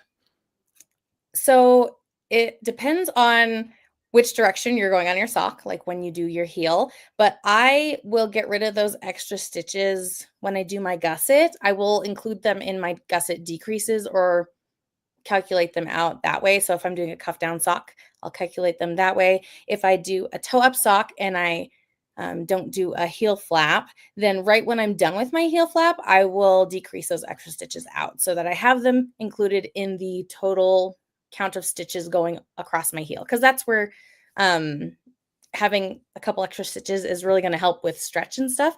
So I feel like that's the best place to, like, once your heel has been resolved, to get rid of those extra stitches, whichever heel method. I do heel flap and gusset more frequently, so that's why that's what I'm referring to. But even for a short row heel, when you're done working the heel, you can start decreasing those stitches. All right, great. Next up, we have Nancy. How do you add color to your sock so that it looks blended or cohesive? Okay, so like a fade. You can actually look up online different like fade patterns if you want to, but I like to like alternate between colors. So I'll do like 4 rows of one color and then like one of color 2 and then 3 rows and then 2 rows. So I'll kind of alternate because I'm a very orderly person. So that's kind of like what works for me. But you can look up more organic ways to fade for your colors. When picking colors, that can be sometimes tricky. If you are looking to fade, then you want some kind of like common variable between the colors, whether it's like the same tone or even a similar color between both, or maybe they're in the same color family, but like off by tone, like a darker purple and a lighter purple, something like that. So something in common between the two colors, whatever that may be, and that helps the colors be cohesive in like a fading way. Yeah, those are great tips. I'll jump in with 2 extra ones there. So one is that you can use a gradient yarn, which would also just be built into the yarn as well. But a lot of times you want actual contrast between the colors. So if you're talking about the colors themselves feeling like they're a part of one fabric, then you're going to want a yarn that's a little bit fuzzier, something that has like natural wool that will felt a little bit, and that will sort of integrate those stitches so they look a little bit smoother and the pattern is all one big thing. All right, let's go to Joyce. She says that I have big calves. Do you have any suggestions for a sock that would fit without stretching the calf portion too much?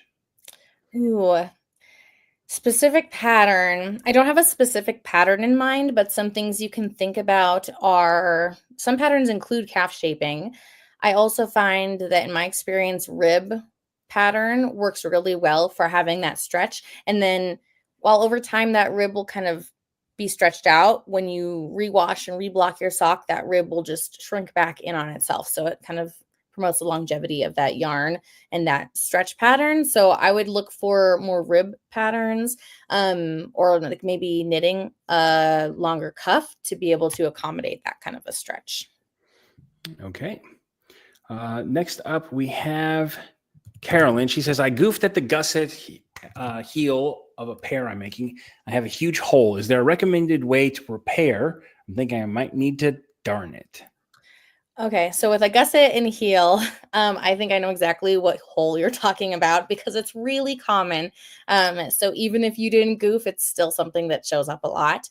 So if you use a contrast color for your heel, then sometimes you can use that extra yarn from your heel to kind of sew up that end. I've also gone back in with like a foot or 2 of my main color of yarn, and I've just gone on the wrong side of my yarn and I've like darned it, kind of duplicate stitch almost that area to kind of sew it closed and make it look a little bit more cohesive. And it's not a big deal. No one wants holes in their socks, but it's not a difficult thing to fix. Okay, a couple people had a similar question. They were wondering where can they find your website.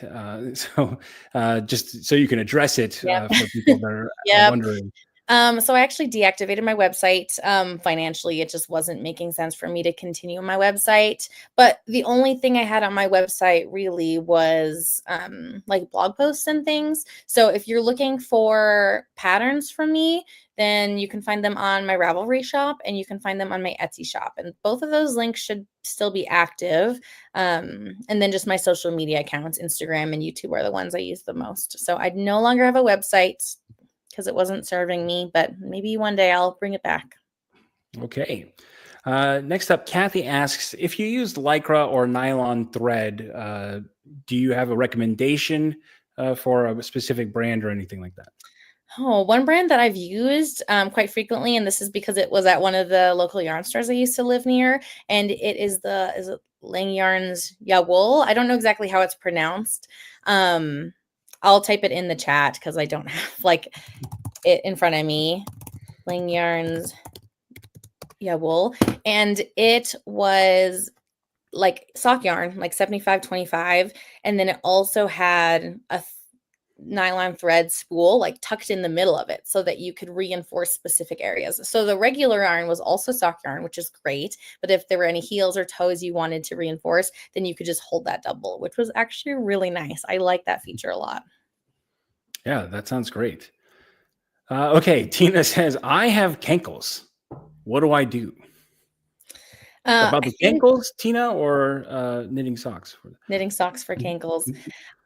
I think that just finding a sock pattern that's really stretchy works really, really good. So having that rib that I mentioned earlier, also considering what length of sock you want. I have a hard time knitting ankle socks because of the way that my ankle is shaped. So I feel you. That just means that the kind of socks that I like the fit of most are more like tall ankle socks or short mid-calf socks, because true ankle socks just don't stay on my foot really great. And so I just haven't found an ankle sock that works really well for me. I just need to make the cuff a little bit taller than a typical ankle sock, and that's worked well for me. So you can try out some rib patterns or some longer cuffs to see if that's a good fit for you. Okay. Kimberly asks, do you have any suggestions for sock yarn for deep south hot climates? Ooh, this is a good question. So in general, wool can be good in all climates because it wicks away moisture and can thermoregulate a little bit more than more like polyester type of fabrics. I find that typical like summer yarns, like a cotton, even if it's like a more sturdy blend, is not a great fit just because it gets so heavy. There are some bamboo blends of sock yarn that might be a good option for you, but those aren't super common. So you'd have to kind of look around and see. I don't wear a ton of socks in the warm months, but I find that having like a nice fingering weight yarn, even in just wool, is sufficient for me. Like a 75-25 that's a 4-ply tends to be a little bit thinner of a yarn than like an 80-20 base in my experience. And so you can think about like how thin the yarn is in general for how lightweight it is. But yeah, there are some bamboo blends out there and I've tried a little bit, but I haven't tried a lot. So let us know if you find anything out. Yeah, if you guys check out the Q&A from yesterday, there was a bunch of recommendations from the chat because this is a question that's come up basically every single day. So there were some brands there. We'll try and add those into the resource guide for you all as well. The next question here comes from Jan. She sort of asked everybody, but maybe you know of a good resource on this. Are there any good books on the different kind of heels, or do you have maybe an online reference that they can be sent to?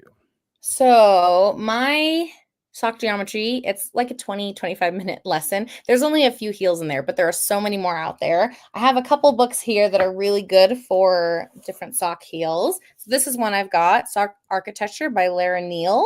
And there are so many heels in this and so many various constructions too, because it doesn't have to be a cuff down or a toe up sock either. So there's lots of different interesting shaping in here. So that's a good resource if you want to learn about different constructions with heels. Another book that I have that talks a lot about fit and things, Custom Socks might be a good option to look at.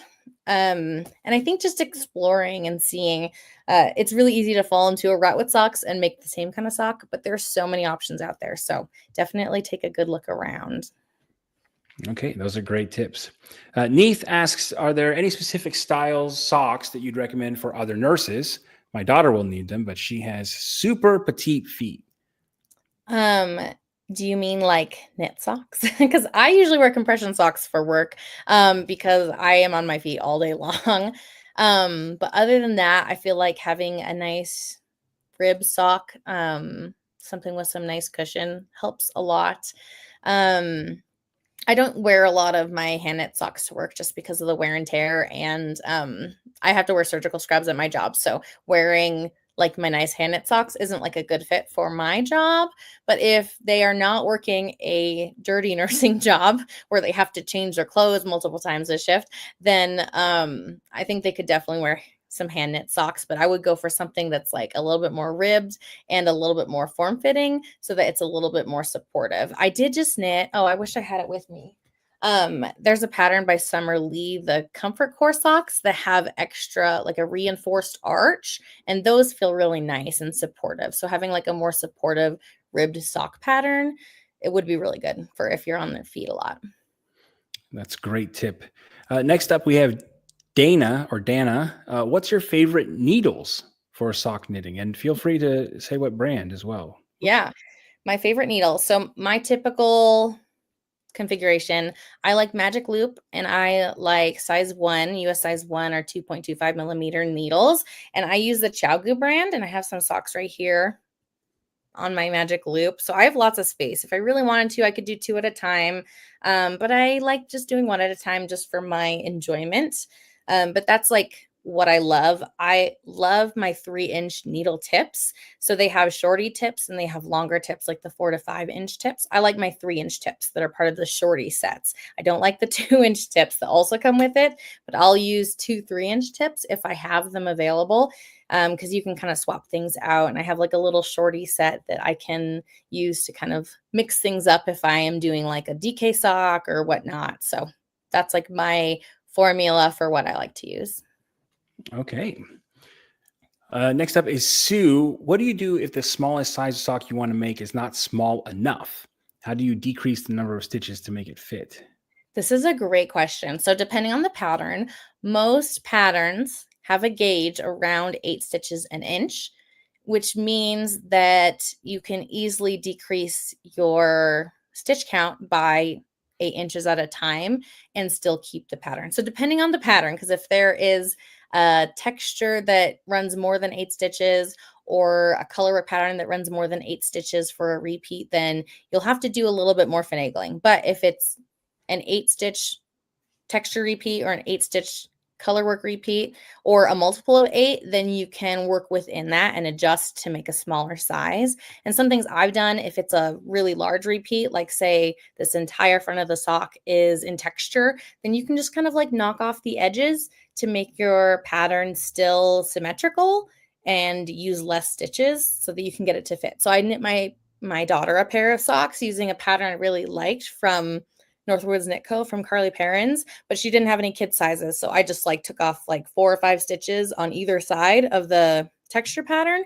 And then any gaps I had, I just put extra knit stitches in to get the right stitch count I wanted. Okay. Next up is Kimberly. She says, I see on your Instagram that you love to read. Do you have a favorite fiction book that has a knitting or crochet element to the storyline? I do. I read Close Knit by Jenny Colgan last year. And Jenny Colgan is very like cozy fiction, cozy realistic fiction. And in Close Knit, she is living on like a rural island in Wales, maybe. I'm trying to remember. It was somewhere in the UK, I think. And her aunts that she lives with are part of this knitting club on this little tight knit community. And so it was just really cute seeing all the different references. And they did a really good job. You can tell that Jenny Colgan is a knitter and knows what she's talking about, so that it was integrated really smoothly into the story. And it didn't feel like they were trying too hard. It was just part of like that community feeling. Yeah, so that one was a really cute one. It has like a subtle subplot of romance too. Just a nice little like fiction tale of this 20-something-year-old figuring out her place in the world as she's growing older and like trying to decide, does she want to stay in this small community or does she want to go see the big wide world? Well, that's a great recommendation. Tina has another question. Do you block your socks when you finish them, or do you block them every time you wash them? Yes. Yes to both. So I like to block my socks when I finish them because then it gives them a really nice look. And it's in like a nice way to kind of close out the project. So I block them then. And then when I wash them, I try to block them, but I am not as good at it. You can kind of see I've got sock blockers here in a few different sizes. Sometimes I'm washing like right now, I'm literally washing like 6 pairs of green socks and I do not have enough sock blockers. So I will do my best to block the socks that I feel like needs the shaping the most, like if it's a texture or a rib sock and it just all crumpled up a little bit. And then all the others, I'm going to try my best to just lay them flat and block them that way. So a little bit less aggressively as I dry them out on my blocking board when I'm done with this meeting. All right. Well, I think that's all the time that we have today for answering questions. That went by super quick. For people who want to find more of what you're doing online, since they can't go to your website, where should they follow you? Instagram's a really great place. My handle is at Crochet Creations. It's spelled crow like the bird. That's my maiden name. Or they can check me out on YouTube at The Cozy Crow. And we have all of that information in the show guide, which you can get at yarnest.co/guide. But you can also join Emily's newsletter by going to yarnest.co/Emily. So I think you have a free item for them or something when they sign up. Yes, when you sign up for my newsletter, you'll get a code to get a free sock pattern. Fantastic. Well, Emily, thank you so much for taking time out of your busy day to hang out with us. It's been wonderful having you a part of this event, and we hope to see you back in the future. Yeah, thank you so much. It's so nice to join in with you guys. All right. Have a great day, and we will see you soon. Bye. Okay. And remember, you can find all that information in the guide at the yarnest.co/guide, and make sure to sign up for Emily's newsletter at yarnest.co/Emily. You can find all of those links inside the guide, so you don't have to try and remember them all. And you'll find all of the links for everybody else as well. So we are going to take another quick break, and then we are going to be back with, I think I'm up next. Yes, I am. Okay. I'm going to be talking with you about helix knitting, which is a really cool technique for knitting stripes. It can be used for other things too, but mostly stripes. So we'll be back in a few minutes. We'll see you soon.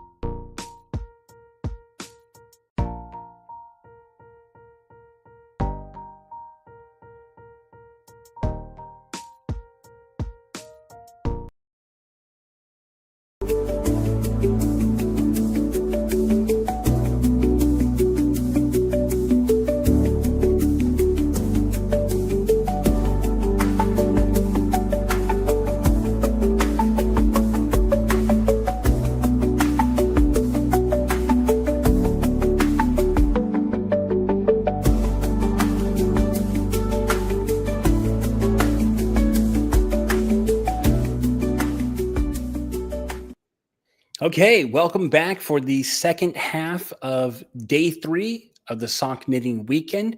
We've had a packed day so far. We started out with Holly Yo blowing people's minds with her flat knit sock, the Over Easy sock. That pattern is included for free as part of the All Access Pass if you haven't grabbed one of those yet. Then we jumped into 2 socks knit in one, not 2 at a time, but knit in one, with Sophia Talley with a really unique method for knitting 2 socks at the same time. She also is including the workshop for that technique as part of the All Access Pass.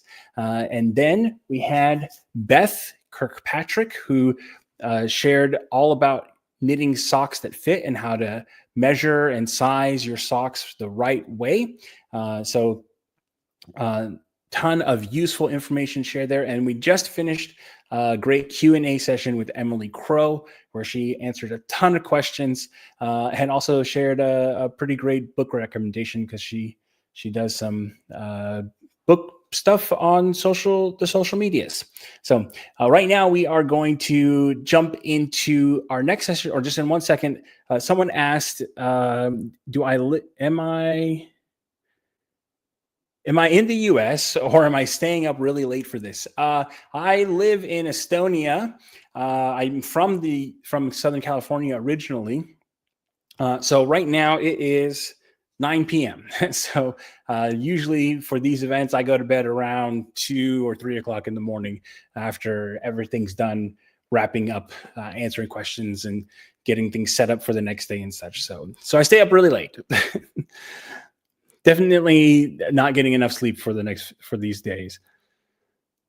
Nancy asks, how do I contact each speaker for the things available, and how do they know I'm an All Access Pass person?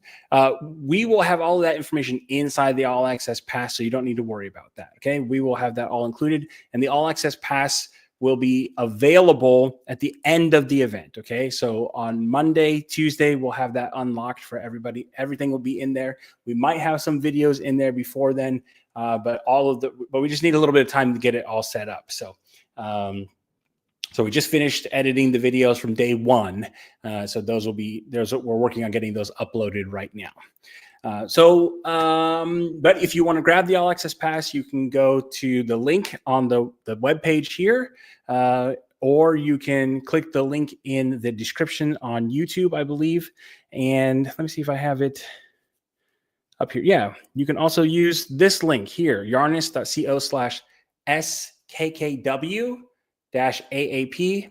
And it's in basically every single email that we've sent. So if you haven't purchased it yet, you can grab that. There is a to-pay option. Okay, so you can pay half right now, and then you pay the other half in 2 weeks. So if that works a little bit better for you, you can do that. But all of this price and all of those bonuses go away at the end of the event on Monday. Okay, so Monday at midnight Pacific is the last time you'll be able to get that price.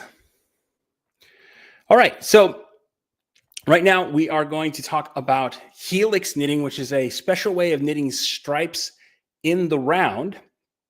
And what I'm actually going to do is I'm going to pull a session from our colorwork knitting weekend. So we do this a few times a year on different topics. So in January, we did one on sweaters. In April, we did one on colorwork. Right now, we're doing this on socks, and we have some more planned for the rest of the year. And we'll be bringing some of those topics back as well in the future. So this one is from our colorwork session. It's a little bit focused on the colorwork portion of this, but it's a great technique for knitting stripes in your socks. So let's bring past me to the stage. When it comes to knitting stripes, one of the big issues that people have is the jogs that happen in stripes. And if you don't know what a jog is, I'll pull up an example for you. All right, so here's an example of some jogs in stripes. Actually, this is not that great an example. This is from Nimble Needle's website. I just didn't have an example ready for this. You can see here right in the middle where the beginning of the round is. When you transition to the beginning of a new round, you end up with this sort of step up in the the fabric. And there's a lot of people who are very annoyed by this. They don't like it. And I understand it doesn't look great.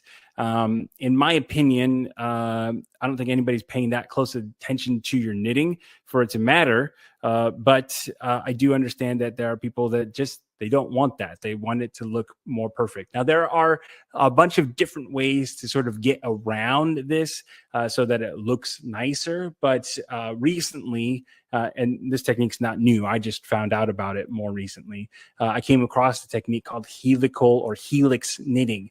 And so the way that this works is that you have sort of, when you're knitting in the round, you're basically knitting a giant corkscrew. Okay, so you have a row of stitches that starts here, and then it keeps sort of just building on top of each other in a spiral.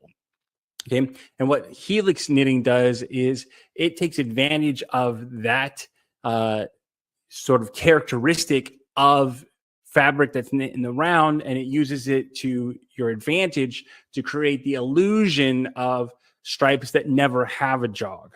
And so they don't really have a jog, but they definitely have this look of continuously just moving up. And when you look at it, you don't see a jog in the fabric. So let's take a look at a demo. Here is an example of stripes that have been knit using helix pattern.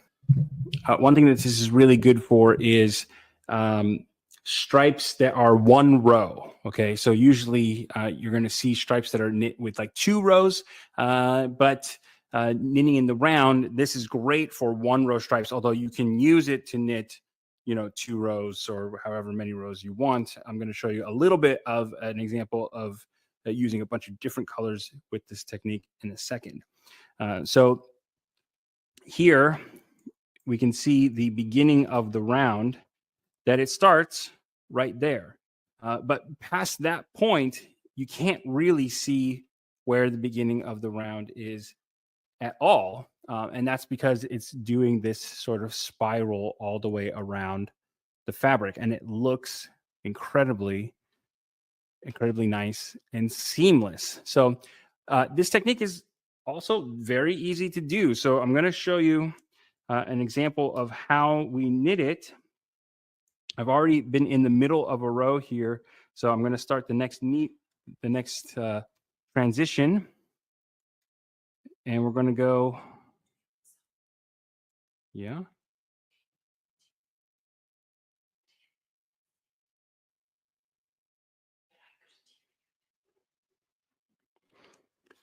So we're going to just continue knitting with this color. And basically, I'm going to show you the basis of the technique here. So I'm going to finish knitting this row.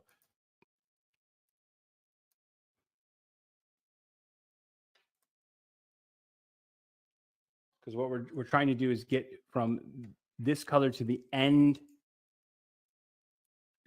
We're knitting this color on top of the orange. We're trying to get to the end of the orange to make our transition. And if you're wondering, okay, but how did we start with this? Don't worry, it's all the same technique.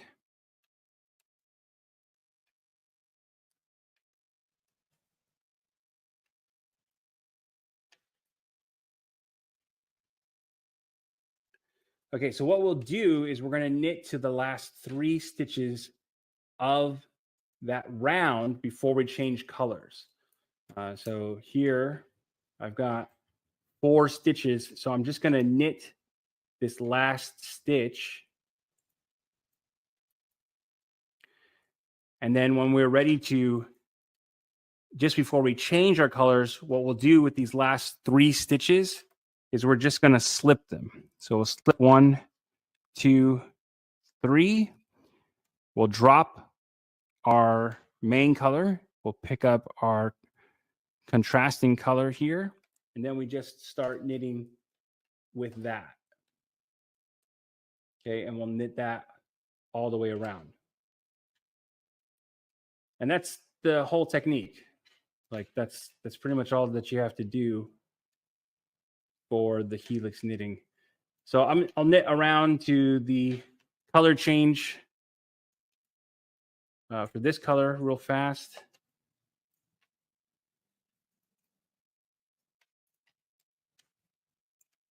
Yarn's getting a little tangled up at the moment.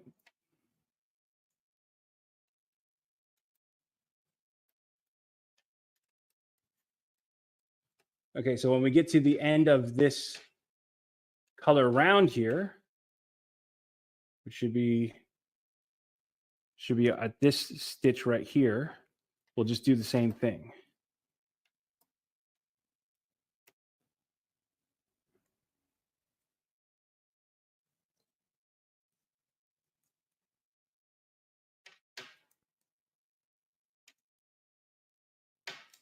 So this is the last 3 stitches of the color before we change. So we just slip those 3 stitches. I'm going to slip here. And so we drop the contrasting color, and we're just going to pick up the main color where we left off, and we'll just keep knitting with that. And so what's happening is, because we don't knit these last 3 stitches here, they get pulled up in the next round. Okay, and so that keeps that spiral happening, going visually, so that it never looks like there's a jog. And this is a similar technique that you'll see for some methods of creating an invisible jog, but I think this is a lot more effective than those methods. Basically, you start the same way that you are working these stripes here. So what I did is I just started knitting with our contrasting color. When I got to the end of that row, I just slipped those last 3 stitches and then switched back to the main color. And that's it. Very simple. Now you can do more complicated things with this. I'm not going to knit on this just because it's a little bit crazy. But I'm going to show you, I did my best to get as far as I could on this earlier today, but it takes a little bit of effort. But you can use this same method to do a bunch of colors at once. And so basically what you'll have is you'll start with one color. So we have our gray here. Then I switch to orange, and then from orange to, let's see, where do we go here? From orange, we went to blue, and then from blue to green. And basically how that works is you're going to divide the number of colors evenly across all of your stitches. So here I have 40 stitches. There's 10 stitches of each color. And then we just do the same thing. So we'll just keep switching colors, but we're going to stop at the transition for those last 3. And then this is going to sound a little bit complicated, but for when you finish the round, okay, you're going to, instead of switching colors, you'll keep going with that last color until the next transition. And that's sort of how you build the helix going on. There's a great tutorial on YouTube by Pearl Soho that shows this technique in a little bit more detail, but it's too detailed right now to try and get through quickly. So I will put a link to that in the resources for today. So let's take some questions on this topic right now. So Tina Marie, she says that that the stripes look flawless. I think that it's a really interesting technique. It's not something that I've spent a lot of time practicing with, but it's definitely something that I want to experiment more with. And there's a really cool ebook that one lady put out. I don't know her name off the top of my head, but she shows how you can use this technique for all kinds of knitting. So you can sort of eliminate transitional jogs when knitting in the round for all kinds of stitch patterns using this technique. And she did a whole ebook that outlines a bunch of different stuff.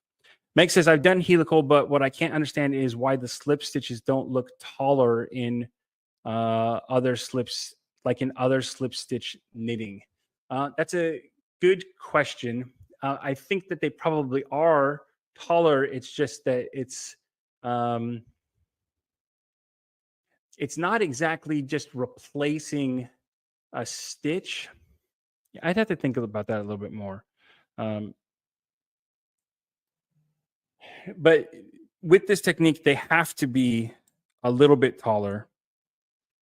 I think that someone that is more technically advanced than I am would need to help provide an answer on that. So I don't know why they don't look taller either. I just know that they don't, and I think that that's great.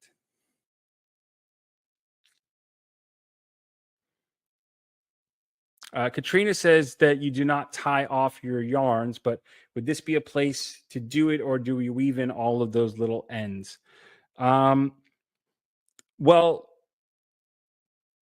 if you're talking about the helix that has all the different colors, it has the 4 different colors, there aren't actually a bunch of ends.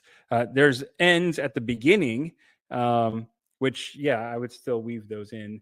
And then there'll be ends at the end, but never tie off your yarns. Never knot the yarns. There are better ways to incorporate the yarns as you're going. I don't know that we'll cover any of those today, but that's something that definitely gets mentioned inside the Yarnist Society, are tips for weaving in the ends as you go. Stephen West has a nice little trick that he uses for weaving it, because he uses lots of different colors in his work. So he has sort of like a way to knit the ends in as you go. But, personally, like, I'm not afraid of weaving in the ends. So that's not something that, it's just part of the knitting, it's part of the process. It's sort of that finishing step. So it has its own, let's say, ritual around it in my mind. Donna says, can you get rid of the beginning jog like with regular working in the round? Get rid of the beginning jog. If you mean when you join in the round, I use something called the invisible join in the round. You can find it on YouTube. It's a very simple technique that sort of helps eliminate there being a jog. The other thing that I do is I usually start all of my projects that are knit in the round flat. So I will not knit the ribbing part at all, and then I just add an extra stitch. So that way, when I do the join in the round, I'll eliminate that extra stitch for the body of the work, and then I will just sew that up later. So I have another example I could show you, but I don't have it nearby. So I'm working on a sweater right now for my son, and I do the same thing. Basically, like, I knit the ribbing flat, and then I'll just seam the ribbing up, and that sort of helps also mitigate that in my experience. It's an extra step, but I do that so that I never have twisted edges, because especially I like to use the Italian cast on a lot. And that is a pain in the butt to join in the round before you start knitting. So I always knit at least 2 rows flat before I join in the round. But if it's a whole section of ribbing, usually I'll just knit the whole section flat, and then I'll join in the round. And you get a much more stable project to sort of work from.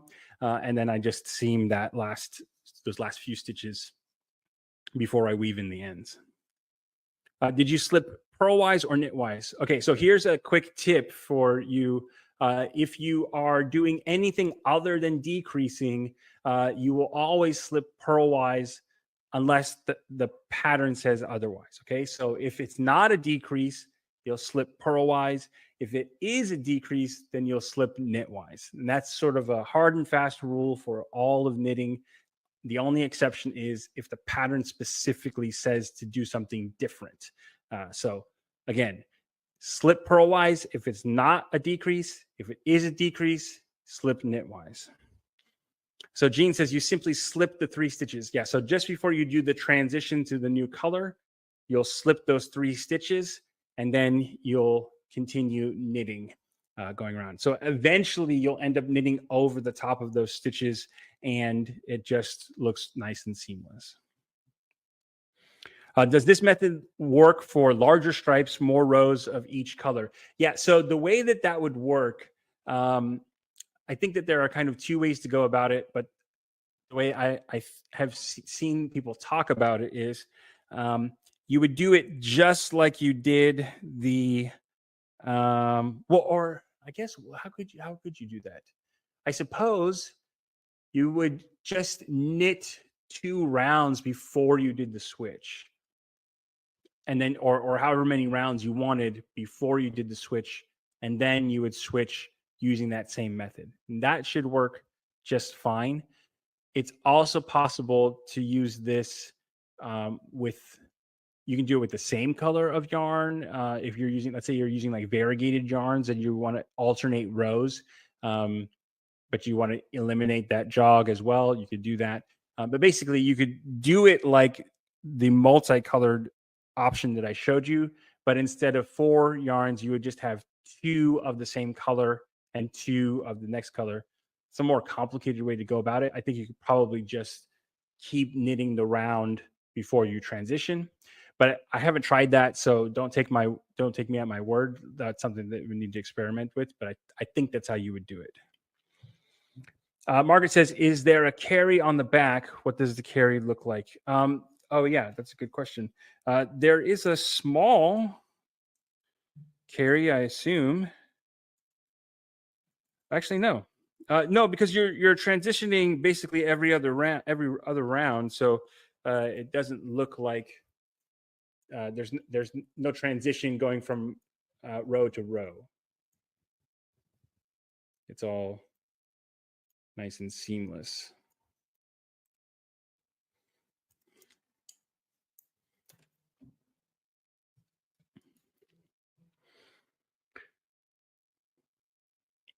Lisa is chiming in and explaining this for us, so thank you. Lisa says the slip stitches are not taller because you knit them when you pick up the color to continue that color. You're just letting them wait until you come back around. Okay, so the slip stitches are not usually worked. That's why they are taller. Okay, so got it. You're pausing the stitch basically before it gets worked, and so you'll come back across and knit them later, but they're not being skipped like they would be in something like Mosaic, where you don't knit the stitch for a couple of rows and that pulls and creates an elongated stitch. So, okay, that makes sense. Thank you, Lisa.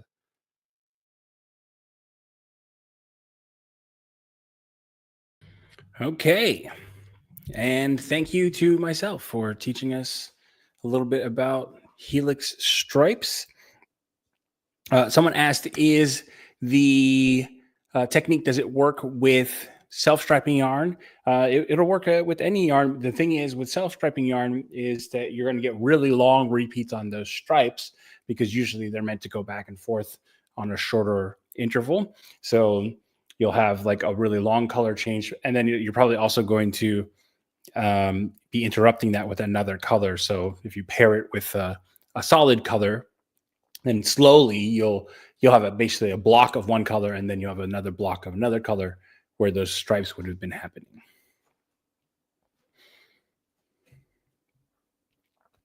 But okay, we are going to. Well, I don't think that we have time for another.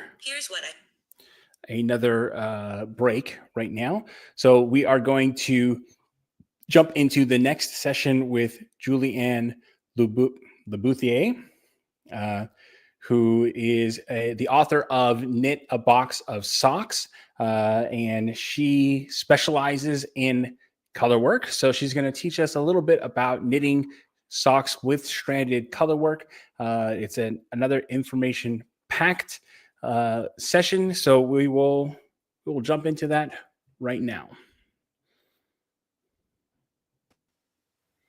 Okay, Julie, thank you so much for taking time out to talk with us today. We're going to chat about knitting colorwork socks, and there's a ton to cover on all of this. But if I can just ask you really quickly, what is behind your passion for knitting socks?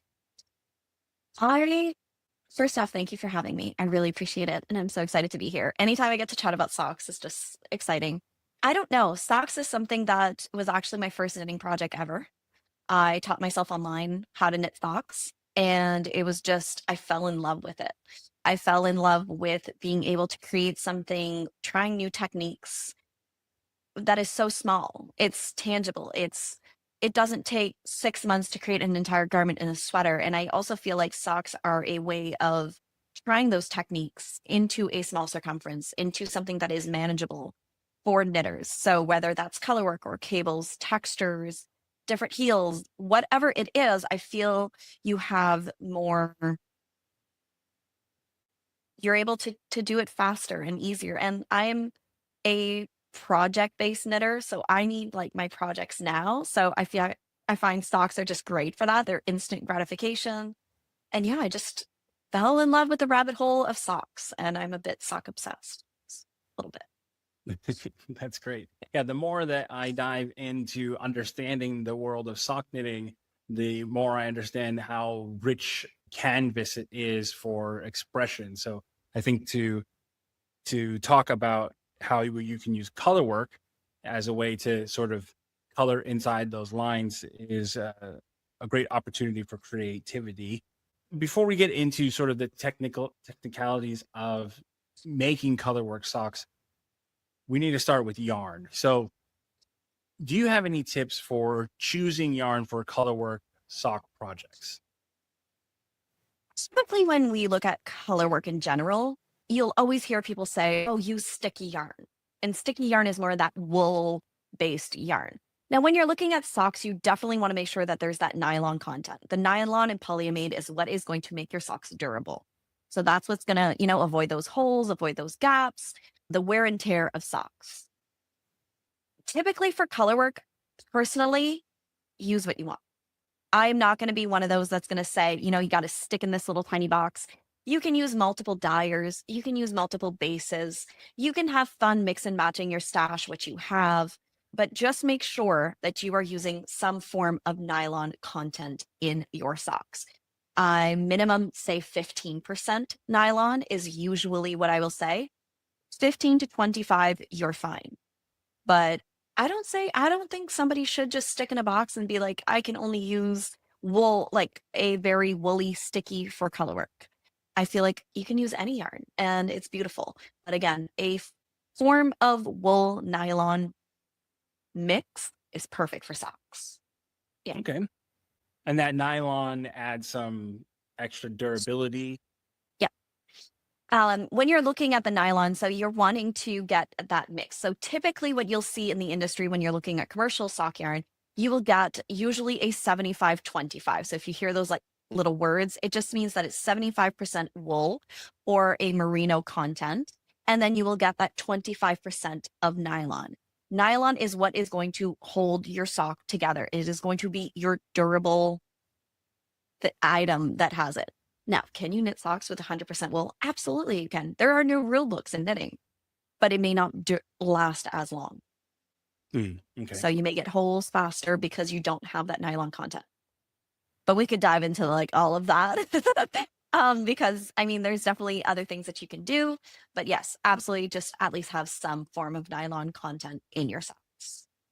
Yeah. Okay. Now, when you're choosing colors for your sock, what process do you have? Are you, you're a designer, so you're coming up with that stuff, but how are you going about pairing colors together and figuring out what works? I will usually start with a base color. So I will usually start with one color that I really love. And then I go from there and I say, what color pairs with it? When you are looking at color work, for an example, if we specify into that, you want to make sure that it has high contrast. What that means is that you will actually see the color work throughout. So for example, if I take this pair of socks, you can see that it has a high contrast. So you have a dark blue with a white and you see it. Because if I were to pick a dark blue with maybe a dark charcoal, it's something that you will not see. So you want to be mindful for whatever project that you're using, that the yarn will match that project. Usually I start with a base color and then I go from there. I love putting colors together. I love having stripes. I love doing color work. So I don't think, again, that you should stick in a box. If you're going to be choosing color work, I do suggest that you go for either solids or very lightly speckled. The reason being is because when you do so much work into color work, you want to make sure that it actually shows. And when you pick something that is variegated or will have like speckles in the same color. So if I would have chosen this white that would have a lot of blue speckles, well, it would not be as crisp as they call it. So you can actually see the snowflakes through it because there's no blue in there. So you can also take a photo in black and white. If I'm not sure on a color combo, if it has enough high contrast, you can take a photo and then put it in black and white. And then you'll actually see the contrast between the two skeins. Is it enough? You'll see one that's very dark and one that's light, then you'll know that it has enough contrast. If you're really But- scared, do a swatch. Swatch is always a great option. So when you have speckles like that, then it's almost like creating like a camouflage effect, and almost is going to end up hiding your motif. Yes. So you can do color work with speckles. Okay. So for an example, with this one, there is speckles in here, but you can still see that. What I suggest to my students is make sure that this main color doesn't have the color of your contrast. So that dark pink, so that when that dark pink comes, you can actually see it. If I would have picked, that pale pink, it would blend in more. It depends on the effect that you want. Each knitter, I find we have our own style. We have our own aesthetic that we like. Some people love that crisp. Some people like, maybe to use something that's not as vibrant. So it's really going based on what you want as a knitter. So you can mix and match. But again, I would, if you're new to color work, try solids. If you're desperately wanting to use a lightly speckled stain, use a contrast color that is not in your main skein. Ripping out your knitting is, all the part of learning. And if it doesn't look, rip it and start again. And luckily, you don't have that much stitches to knit. So You're not in a full color work yoke sweater. Like, this is just a little pair of socks. So what about using, like a more hand-dyed yarn or variegated yarn that is, let's say, has a bit more color going on in it? So both of these are actually hand-dyed yarns. Both of Okay. these, even this one. Again, go based on choosing colors that are not within each other for color work. Now, if you're just doing stripes and it doesn't matter if it kind of blends in, that's perfectly fine. But when you're specifically talking color work, you want to make sure that those have high contrast. When you're looking at hand-dyed yarns, hand-dyed, it is dyed amazingly by a person. Like, this is not commercial yarn. This is somebody who has taken their time and effort and really dyed this skein up. What that means is that each skein may be a little bit different. Each skein may, vary into the tones, or especially if you're not going for a full solid color. So just be mindful if you are going to do that when you choose the second color, that it does have that contrast with it. When you're looking, for an example, if I grabbed a random skein in my stash, I wouldn't necessarily use this skein for color work. There's just too much going on in terms of the variegated that color work will not be as crisp as you would want it to be. So it's Okay. just to be mindful on choosing the right tools to make your color and socks. So hand-dyed is fine, but you want something that's more like a tonally Yeah. dyed yarn, not like a variegated yarn. Stay away from variegated, like highly variegated for color work. Now, this would make beautiful, potentially cable socks, texture socks, vanilla socks. You can do so much with it, and this will be a pair of socks. But it is definitely choosing colors that, that aren't as heavily variegated or heavily speckled. If you have something that has so much speckle and so much color, your color is going to be competing with that variegated and busyness, if you want to call it. Now, again, those have their place. Just don't think personally for color work. Not saying you can't, but if you're wanting something that's really going to be like, oh my God, I love that, and you really see it, go for high contrast.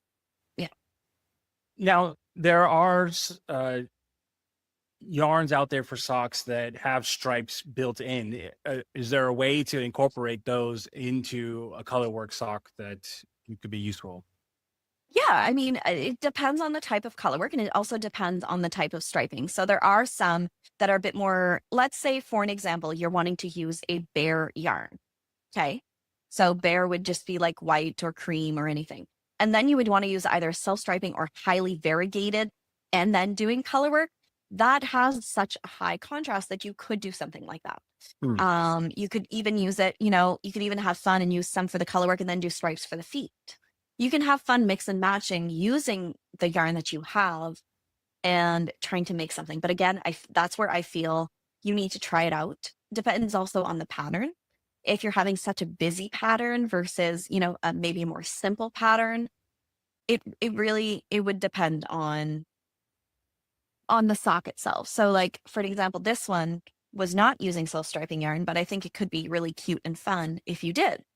This is using minis. But like, there's no reason why this couldn't be your self-striping yarn at the end of your foot, right? And this is a fade. If you had self-striping that kind of faded, why not? You can have fun with it. I like it. Make it your own. Like a rainbow, I've seen people do like this in the gray and then they'll use a rainbow self-striping and just do all of like the raindrops in a rainbow. And I think that looks beautiful. And then the foot as a rainbow. So possibilities are endless with socks. That's why. And it's also, we feel more comfortable wearing color on our feet and we have fun experimenting with, maybe wackier patterns because they're on our feet. If we want them hidden, they're hidden. But if we want to show them off, we can too. Like, it's fun. I love it. Yeah. So is there such a thing as having too many colors in a sock pattern? I'm not going to say, I don't think so. I've not seen it. Now, if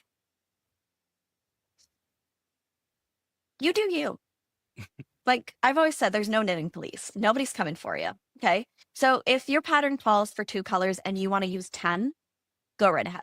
There's no, so for an example, I have like all of these socks here because I'm like, where are you? For an example, this one's a really fun one and is using all sorts of colors. So these are all different leftovers and minis. Now this, you can see some are a bit more variegated, some are a bit more tonal. I could have used, one color, but I decided to use all different ones and they still look great. I could have used 2 colors, 3 colors, 4 colors.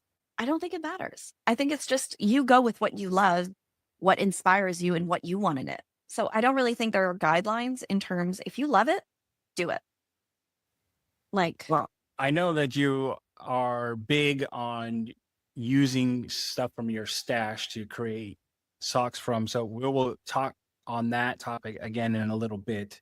But let's talk a little bit about the actual process of knitting colorwork socks. So I know a lot of people would be concerned about is the sock going to be too tight if they are knitting with stranded colorwork? Can you talk a little bit about some tips Absolutely. for knitting stranded colorwork in socks?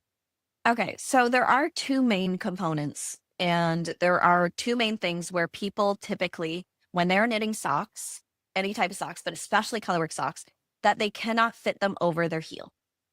It's called the instep. So when we are looking at a sock and it's this area right here, this is typically the area where it gets tighter the most. Number 1, try it on as you go. Please don't knit an entire sock and then try it on at the end. I've done that.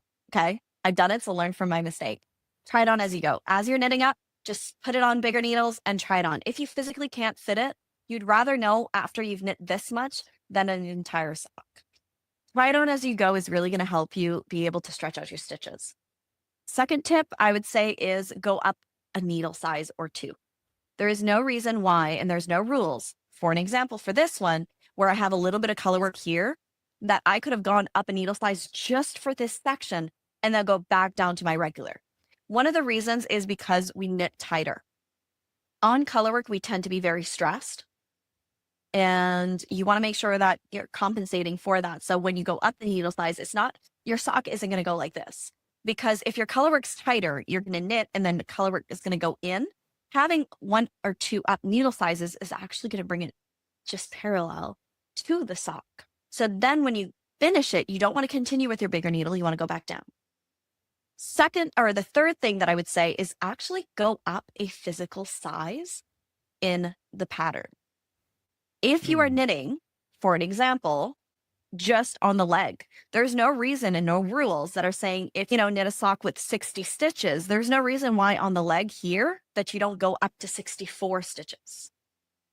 Nothing is Okay. telling you can't do that, because that is also going to help you. So you're just going to increase. Don't increase all in one section. Try to divide it equally all around. And if you're just increasing 4 stitches, you can do it on 1 round or 2, whatever. And you'll just do it for that. And then you can bring it back down right after. Like, again, this is why I love socks. It's like you can knit them to customize your particular foot. And yeah, so needle sizes, you can do custom size. So actual go up or down the sizes and try it on as you go. Yeah, I have to It's say, gonna I be the don't most. think I've really thought about it. Like, I understand the anatomy of socks. You have sort of these different components, and sure, like everybody knows that like you can do the toes in a different way or the heels in a different way. Mhm. But I haven't really thought so much about sizing a section differently Yep. for fit. That's a pretty great tip. Yeah, there's multiple things that you can do in socks. It's one of those things that you can, for color work especially. So color work, when you are scared that if it's too tight, make sure you stretch out your stitches. Now, what that means is that you literally are going to be stretching out the stitches, giving it room to breathe. If you do not do this, your color work will not be able to breathe. So when you're looking at my color work, I can stretch them. I don't have an issue. I've learned over time. Now, I will fully admit the first pair of colorwork socks I've had to rip out 4 times because they did not fit. Okay. Full disclosure, it was not perfect from the get-go. But now, because I've done colorwork so much, I don't need to go up or down needle sizes. I don't need to. That is also depending on the knitter. Everybody knits differently. I always say gauge is like your handwriting. Everyone's is different because it's true. And if you're more stressed, if you're going through a stressful time, your gauge is going to be tighter. If you're having fun, you're relaxed, it may be looser. So just keep that in mind when you're knitting. Yeah, I like to equate it a little. Also, you're saying that now you don't have to adjust your gauge for those sections because you sort of know, and it's a lot like if you've done a lot of baking or something where Yeah. it's like, oh, you made a loaf of sourdough bread and it was like, not what you were expecting. And it's like, well, that's a lot different than if you've knit 50 if you've baked 50 loaves of bread. Yeah. Like you can feel the dough and you can Mhm. smell it, and you sort of like already understand like how things are performing because you've had that many Yep. hands-on touches with the Absolutely. And it's sock knitting's exactly, and knitting in general is the same thing. You will learn to know your gauge. You will learn to know what fits, what doesn't. And if you knit a lot with the same either brand, company, or yarn weight, you really get to feel in your hands, oh no, this is way too loose. This isn't going to fit. This is, and a lot of people call it, and it goes, well, your sock recipe. It is what it is. Like, how many stitches you're casting on, how much length are you doing, how much. You're going to get to know that as a knitter as you progress. There's a great anecdote from Elizabeth Zimmerman, and someone was asking her about, how do you keep your tension consistent? And she was like, well, like, you have to like learn how the stitches feel. And then to illustrate, she knit a sock using 4 different size needles and was basically just making adjustments on each needle as she went, to be like, look, like, it doesn't matter even what the size of the needles are. Like, you can, when you have the experience, yeah, you can make the manipulations. Yeah. Couldn't agree more. Yeah. But the only way to get the experience is to actually knit the socks. So if you're someone watching this and you're like, okay, but I don't have that experience, like you just have to do it. You have to like make the things. Absolutely. And I mean, your first pair of socks it may not be perfect, and that's okay. I actually still own the first pair of socks I ever knit. I was like a momentum of being like, they were made for Bigfoot. They felt it since then. But after I did the foot, I did the heel, and then all of a sudden I'm like, oh, I'm just going to go to the toe. I didn't realize at the time that there was actually a foot to knit. And I'm like, Mm. I looked at it and I'm like, what, so I had to rip that out. But you learn over time. And I always say with knitting, you can always rip it out and you can always restart. You can always redo it. There's so many things in life you can't, but knitting is one of those that don't stress, don't worry. You can rip out and do it again. Like, Absolutely. why not? And the yarn's not going to judge you for starting over. No, it will not. It will not. There's no knitting police. No one's coming for you. I like You're that. I like good. that there's no knitting police. I like to say No. that we're not curing cancer. Like we're just making stuff out of yarn. Yeah. And knitting is one of those things where you can customize, you can do your own thing. If it's a sweater and you want to make it 5 times the size that it's not supposed to, designers and things, I always say in every single one of my classes, designers knit for themselves. The patterns are recommendations. You can choose what you want. You can choose the size, you can choose the ease, you can choose the colors, you can choose the yarn, the needles. Everything that's put there is a recommendation for you. It's a landing, like, that you can then say, okay, this is what they gave me.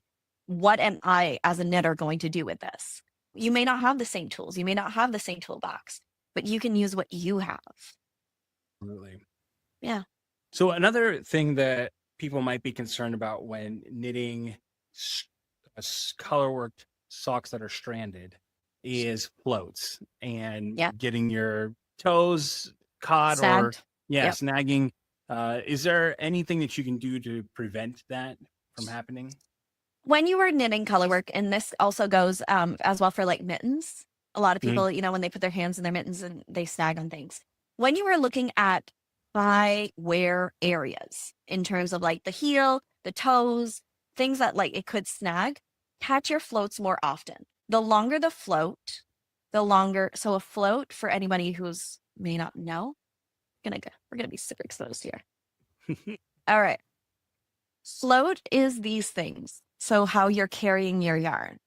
So you can see that there's not much opportunity here for me to snag because we're caught very often. If I were to go like every 10 to 12 stitches, that float would be very long. That is where you have the more opportunity to snag your hands, toes, things. That's even on a sweater. So like on the sleeve of a sweater, if you're going to put your hand in. So you just want to make sure that you are catching them. I recommend for new colorwork knitters to catch them every 4 to 5 stitches. Okay. Okay. And if you're finding it snagging, catch them every 3. You're going to know based on what you are knitting, what you're doing. But yes, so try to catch your floats more often for those heavy areas. I do know people and knitters that don't even catch any floats. And And there's that's some okay. forms of stranded colorwork where they catch basically like every float. Every So, single. Exactly. It's one of those things that you will learn as a knitter, what works for you, how you knit, and that you're able to do that. So yeah. all right. Well, that's a great tip. Okay, so that's great information about color work, knitting in socks. So just to briefly recap, you want to make socks that are using nylon in the sock Yeah. yarn, that they're at a little bit tighter gauge, that you sort of pay attention and adjust your gauge for those parts where you've got the floats. Make sure that you're not having too long of floats to keep from catching and snagging on anything, and choosing yarn that has high contrast. If you're working with a variegated yarn, then you want something that doesn't have too much going on in it, or you need to at least be very intentional when you're using a yarn. Like, does that sort Exactly. of capture everything that we chatted about? I think far? so. I think so. I Okay. think that's a lot for color work. Gives That is at least lot. it gives at least a good base for you guys to take that and then have fun. So, Julie, this has been incredibly enlightening and a lot of fun. I am so grateful for you sharing your knowledge and spending time with us. What do you what's coming up next that people should be looking out for? Well, first off, thank you so much for having me. Anytime I get to chat about socks is absolutely fantastic. I am currently doing a fun summer sock club So that is like 3 patterns for the summer. So if you're ever interested, it is like mystery patterns. So you'll just get a mystery pattern in your mailbox starting June, July, and August. And we're doing a fun knit along. I have a online membership, so we do classes there, and we do knit along, so Zoom knit nights and things. So if you're ever interested in coming and joining there for that extra little form of community. And yeah, I also design sweaters, so this one's potentially coming out in June. So look out for all of that, but you can definitely find me mostly on Instagram and sign up for the newsletter. It are the 2 places I'm the most active. Fantastic. And don't forget to check out her book, which is Knit a Box of Socks, which Yeah. is perfect if you are, oh, and you got I do. So some of these patterns, like I had the box, literally a box of socks right here. So some of these, this one's in there. There's quite a few that I showed. The snowflake one and all of those are all in here.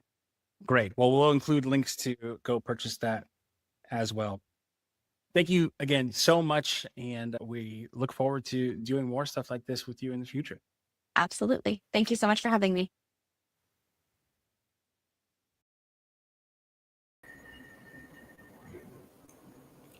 Okay. And Julie has a great newsletter as well, where she has those free patterns she was talking about. You can go to yarnist.co/Julie to sign up for that, or you can find all of the links for all of the presenters and stuff like that at yarnist.co/guide. We've got a document that we are adding to all the time. I've been taking notes all day for everything that was mentioned during the different sessions, and even in the chat for people who had questions about patterns that were featured or books or stuff like that. So it's not all formatted on that day yet, but it will be later. And we also have a speaker page that has everything, all of those links you can see here. I'll just bring it up for you. So this is the document. It's just a Google Doc, and you can see all of the links from our speakers and all of the things that they included in our All Access Pass. So if you're curious what different bonuses are there or what specifically each of the speakers has contributed, then you can find all of that here. So you can buy Julie's book here, or you can go to the link to sign up and get a free sock pattern when you sign up for her newsletter. And then she's included Afterthought Heel worksheet for the All Access Pass bonuses, and she has her Scrappy Yarn Socks pattern. The other thing is that this session that we just did went on for another like 30 minutes. So it's double the length, and we have a whole discussion about using yarn scraps for knitting socks. So she's included her Scrappy Socks pattern, and you'll get the full extended edition of the session when you get the All Access Pass. So for the All Access Pass, you can don't even have to go anywhere else. It's right here in the document. It shows you everything that's included. You get all the session recordings. There's 18 total. It's more than 12 hours of content. You get the resource library, which includes transcripts for everything, those bonus handouts and cheat sheets. It's got the extended sessions for some of those sessions. We got an extra long session with Holly, with Jessica, with actually 2 extended sessions with Holly and with Julie. So you're going to get the pattern pack, which includes 12 sock patterns. If you want to know which patterns those are, they're all listed right over here. And then we have the skill building class bundle. There's 5 bonus classes. All of those classes are listed right here. And then we have the swatchless sock masterclass, which is the recordings of an event that I did last year, where I walk you through step by step from toe to cuff, making a sock from any size yarn without doing a swatch. So you just cast on and you follow the process, and you're really sort of doing it based off of how it's fitting your foot as you go. So it's a great way to learn intuitive knitting. And then the extended sessions are all listed here as well. So right now it's 66% off and you'll get all $1,000 of bonuses included for just $99. And if you can't do $99 right now, you can do 50% right now and then 50% in 2 weeks. So hopefully that's a little bit easier for people. But this deal is only available until Monday night at midnight Pacific. So don't wait. Not only is price going up, but you won't be able to get those extra bonuses either. And we also have our VIP experience, which is going to be happening as soon as we finish the quiz, which is going to be happening in about 30 minutes. Okay, we're going to do the quiz in 30 minutes. So an hour from now, we're going to be having our final after party hangout. We've got a special guest from today's lineup who's going to be joining us. And I'm really excited for that we did one with Ann Hansen on Monday, and we did one with Jessica on not Monday, on Thursday, and Jessica yesterday. They've been a ton of fun, a really great intimate experience that you're not going to get anywhere else. So right now you can do that for only $59. Okay. And you're going to get the morning session tomorrow where you're going to work with me on knitting a toe-up sock from scratch in real time directly in our VIP Zoom room. So grab one of those spots before they are all gone, and hopefully we will see you at the after party. So what I want to do for this final teaching session of the day is, hold on, let me get these figured out here. I want to do something a little bit different. Okay. So we're talking about sock care. And rather than me just telling you how to take care of your socks, I wanted to take the time to spend 10 or 15 minutes with you guys sharing your best tips on doing sock care, because I think one of the best things about these live events is the chat. And so while we share a lot of the questions that get on screen, we don't always share the great advice and comments that are given in the chat. So this session is going to be all about you guys in the community. But before we get to that, I am going to share one idea, which is something called visible mending. So I tried really hard to get someone who was available to talk about visible mending and do a teaching session on it.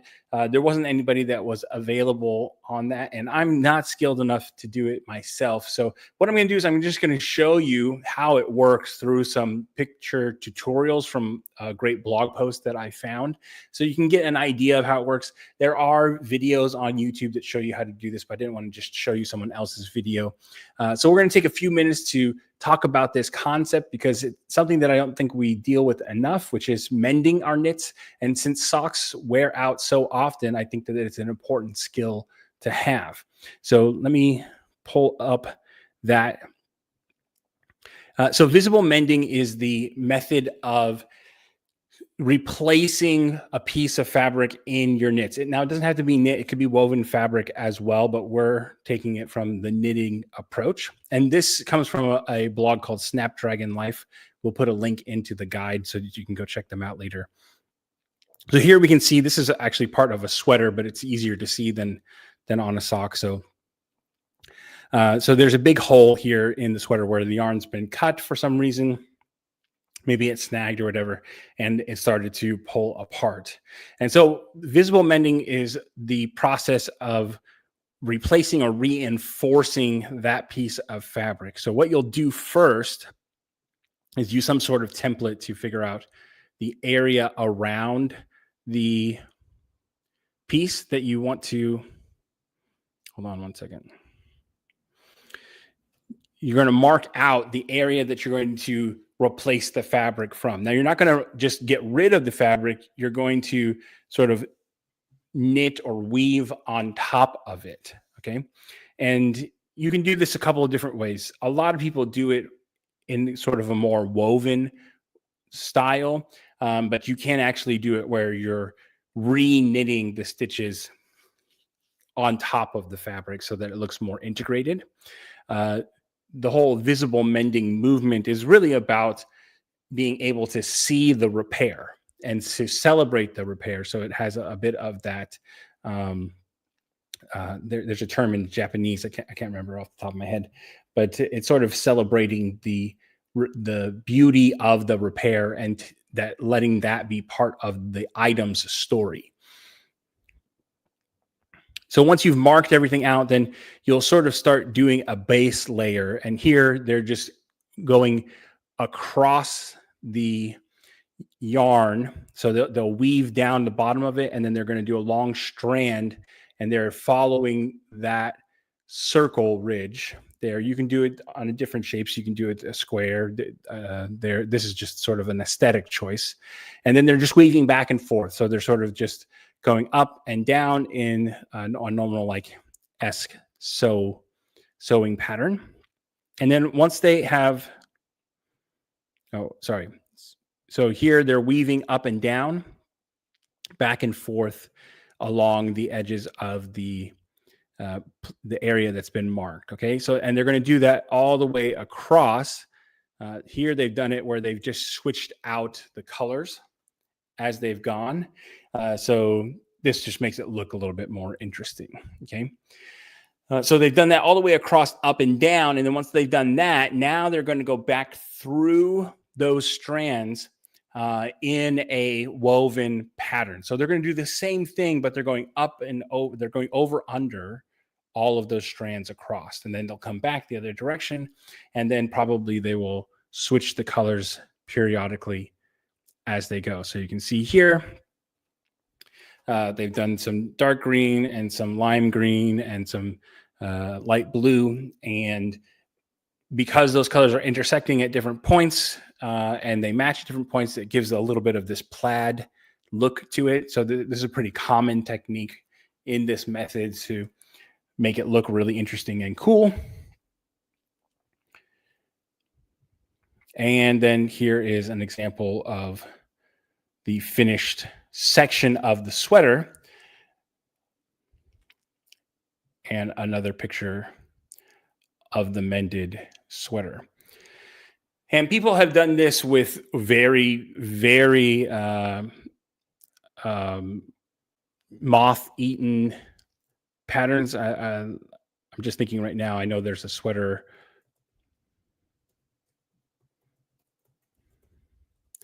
that had a great example. I'll see if I can find it real quick. This is a sweater that uses that technique, and you can see how they have taken this, stranded colorwork sweater that's been really destroyed by moths, and they've essentially re-knit into the fabric where the pieces were missing in order to create a really interesting, cool design. And there's some that I've seen that are even more so. Here's another one that I've seen before, and they just did it with white. So it didn't really compete with the colorwork pattern. So you can do the same kinds of things with smaller projects, and there are tools to help with that. This is a darning loom, which is a way to make it a little bit easier to do those techniques. And your fabric will look kind of like this. So the picture on the left is on the back side of the knit, and you can see this is done with that square look. And then on the right side, you can see, oh no, the one on the left is on the front, but you can see how it covers up the hole on the back. So, and you could do it either way. If you want there to just be filling in the hole, then you could do it the other direction. So it's all up to you. I think some people also call this Swiss darning, but don't quote me on that. But I think it's a really interesting technique to explore.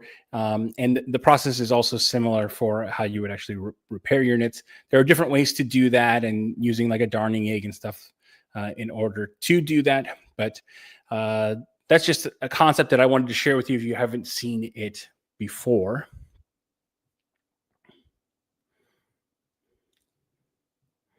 And I'm guessing that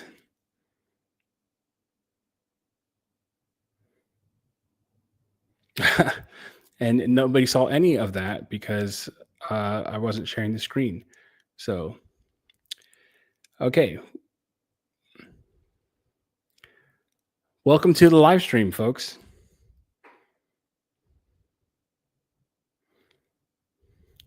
Okay, so I'll go back through all of that really quickly, and then maybe we'll edit that together so that it looks better. So here's the process again. You have the sweater that has been damaged. Then you'll mark everything. From marking everything, you're going to weave around the fabric. Once you've woven across, then you're going to start weaving the other direction, in and out, back and forth. This is what it looks like when you've done most of it. And then here is the finished option. Okay, and then here's a bigger picture of the sweater with the mended patch. And then I said that there were some sweaters that have been mended like this. This is one here that was really moth-eaten, and they repaired the whole thing using white yarn. And another one where they repaired it using this lavender yarn. And then the tool that I was talking about is this darning loom, which will help you make swatches that look like this. Okay.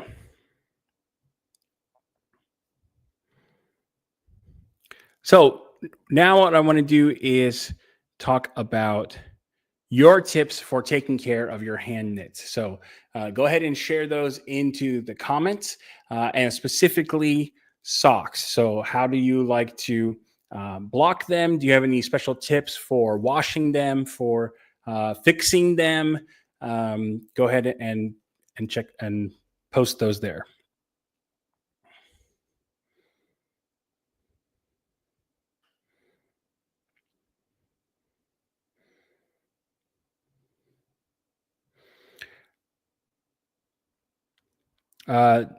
Nicola says that a darning egg or a mushroom, a darning mushroom, so it has a little bit wider top on it.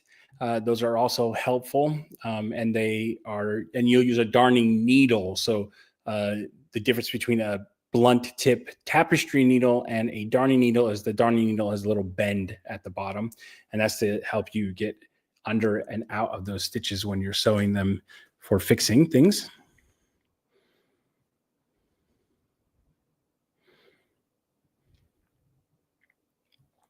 Deborah said, I did this with sweaters my mother had knit for me. It's so amazing to still be able to wear those. That's really cool. Patricia says that for washing, warm tap water and washing liquid. So what kind of washing liquids do you use, or what have you found useful? Do you guys use a specific kind of soap or something? Go ahead and share those. Anne says, I've also seen methods using a darning needle and re-knitting the hole. Yeah, I mentioned that as an option, but I think I think they do this because it's a little bit easier than that. But I like that technique as well. Nicola also says, for caring for your hand knit socks, don't lose wool socks under the bed and forget them. That's a good tip.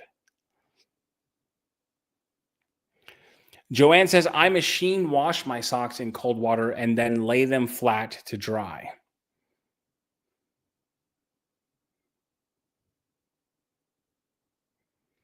Midwife says that you don't have to wash in wool soak every time that you wear them. So I think she's talking about there's certain kinds of wool wash Usually it has some element of oil or lanolin in it that helps preserve the fibers of the natural wools.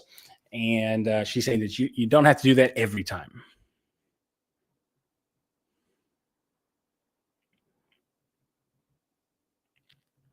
Tracy says that she likes using a laundry bag when washing any hand knits. And Joy says, I put them in the sink and then pour water over it until it's above the level. Then I add soap and soak. And then I do the same thing when I'm rinsing them.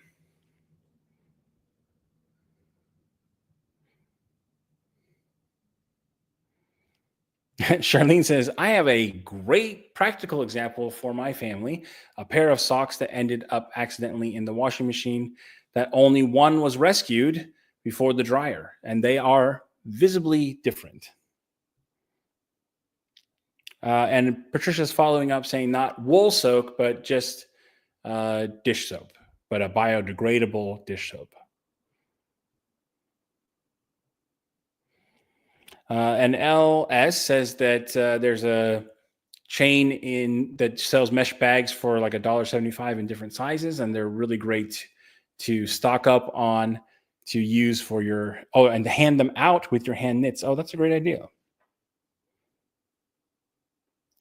A Hindenling says that I've been told the best way to block socks is to wear them. I think that's a pretty great tip.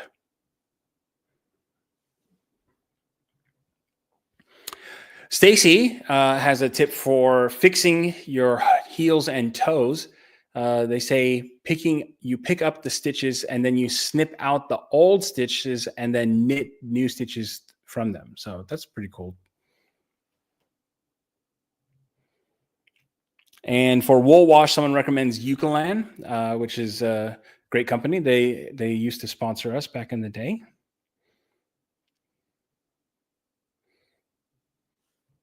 Char says, I hand wash in the sink with laundry liquid soap, and then I put on sock blockers to dry. Okay.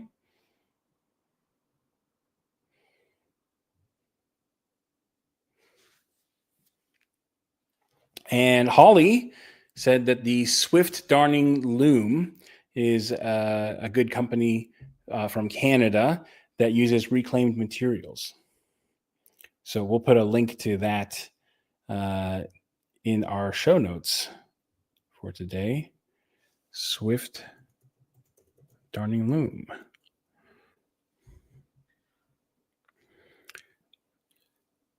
And let's see. Soap brand works well. I think you mean Soak. And Eucalan is also nice, but a lovely lace white wedding shawl was ruined by turning it yellow with Eucalan. Oh, bummer. Neith says washing with baby shampoo sometimes can loosen drier, shrunken hand knit wool items back toward their normal size. So that's a good tip. And Denise says, I also use a mesh bag with all my socks when washing with regular laundry. Janice says, I make my grandson's socks from Regia Superwash, and he just tosses it into the washer and dryer. So don't have to worry about how you take care of them. Quick question for the community. Lisa says, do you wring the socks out? Do you squeeze lightly? How do you handle the excess water after washing by hand?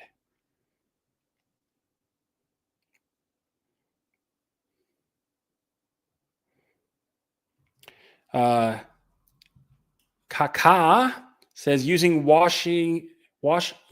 the washer delicate cycle and then hand dry flat would also work. I guess the Unicorn brand wash really gets dirt out that you didn't realize was still there.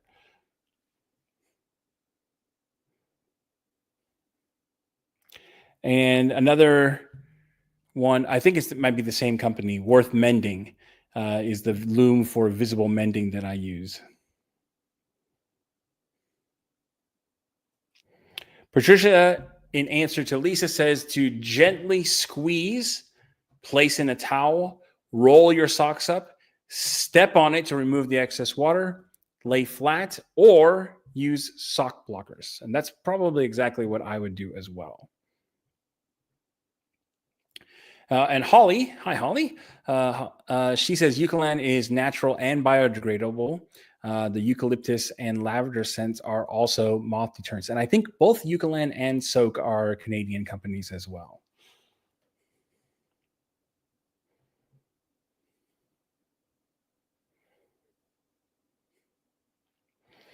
Connie says that she presses out excess water between two towels. So instead of rolling it up, she puts it in between them.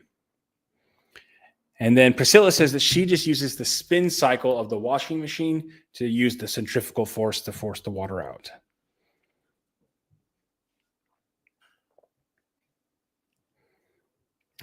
Denise says, when I block my knits, I get the water out with a salad spinner. That's pretty creative. And Char K says to squeeze but no wringing the knits. That's probably going to stretch the fibers more than you want, and it'll distort the fabric.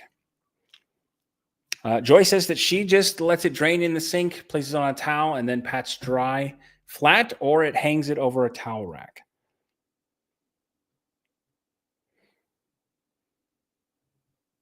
It seems that there are more people that use salad spinners as well. So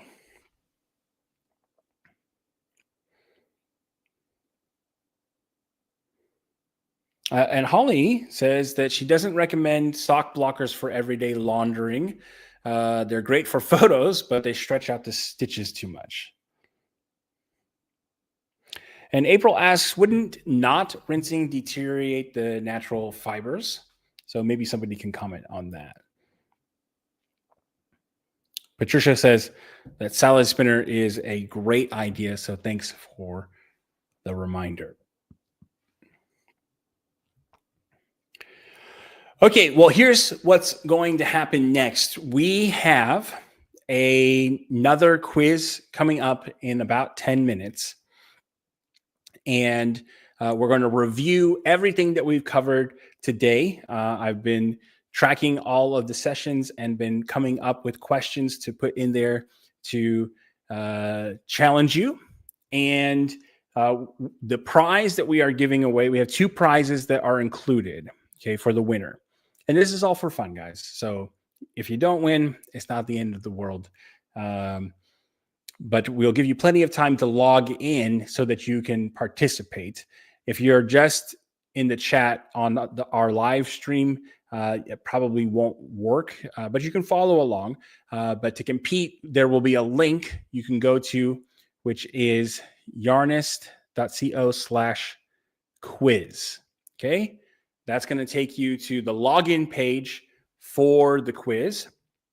There will be 15 questions, and we are going to be giving away, let me pull this up here, one of Bare Naked Wool's sock kits. So if you've been interested in trying out one of Anne's beautiful patterns and you want to see how their amazing natural fiber yarns are, these kits are a great option. So they're not sponsoring the event. We just, thought it would be a great idea to show them some extra love. So we are going to purchase this on your behalf and get it sent to you. And then we will also send you one of Sophia's book or Julianne's book as well. So they have, I think, 8 different kits here that you can choose from. And we will, whoever wins will be able to grab one of those. But in the meantime, we are going to take a bit of a break. So this is a good time to, use the bathroom, get some water, or go grab the All Access Pass. And maybe even more so than that, to grab the VIP pass, because we have our after party happening in just a few minutes. Okay. We will be doing that in about half an hour with our special surprise guest who will be showing up at 4 p.m. Eastern.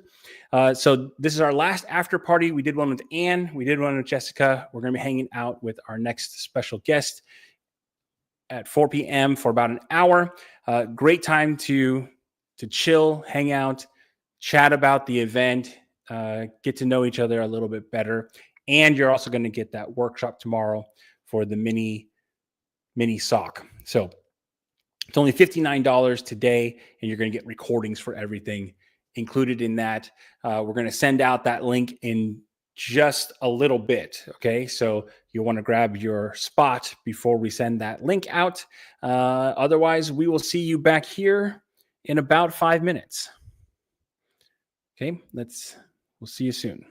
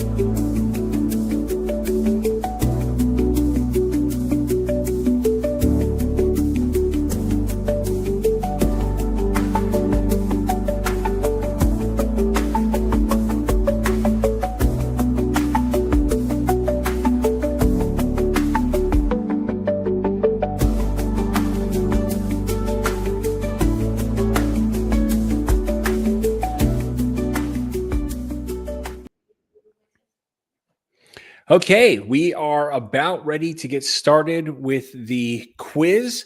You are going to have a few more minutes to get registered. So I'm going to pull that up on screen here. That's the login page for everybody. And if you go to yarnest.co/quiz, you can log in. So if you're to participate, you have to log in here with Facebook or Google, which will include your YouTube account. And that's how you can actually answer the questions. You're going to answer by just typing the number for the answer. If you're watching on our live stream in StreamYard, you can comment along, but it's not going to register anything. So let's get that started. You got about 2 minutes to log in if you haven't done that yet. And there we go.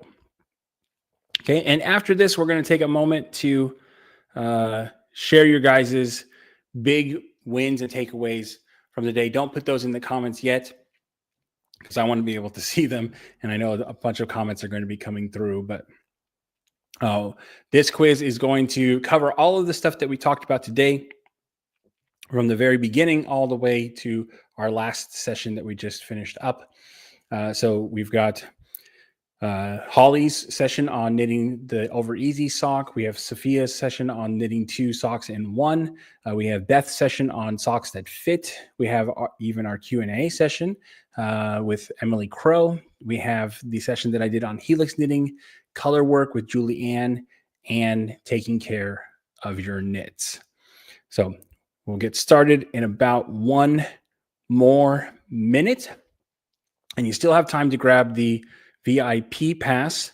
You can go to SOC VIP to get registered for tomorrow's workshop, and you can also join us in about 25 minutes when we do the after party and everything ends here.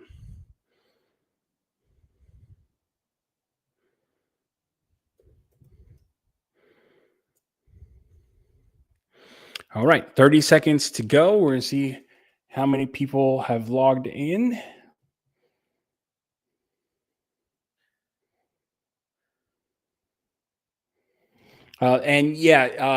The winner will be who answers all of the questions, the most questions correctly and the quickest. So you'll want to answer fast. Some of these are easy. Some of them might be a little bit less easy. But let's get started. Okay, first up we have, what can you do with flat knit socks that you can't easily do with regular socks? Okay, so it's not that it's impossible to do, but what is it that you can easily do with flat knit socks that you can't easily do with regular socks?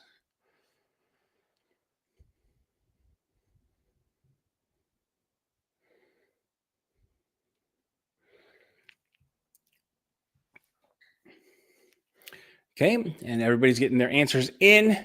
It will show in just a second. And the answer is intarsia, because intarsia, you basically need to knit that flat. And so because the socks are knit flat, you can do intarsia. In fact, Holly said that she has this really cool pair of Argyle socks that was knit using intarsia with her flat sock method. Okay, next up we have, what are helix stripes good for? Are they good for single row stripes, invisible jogs, alternating variegated yarns, or all of the above?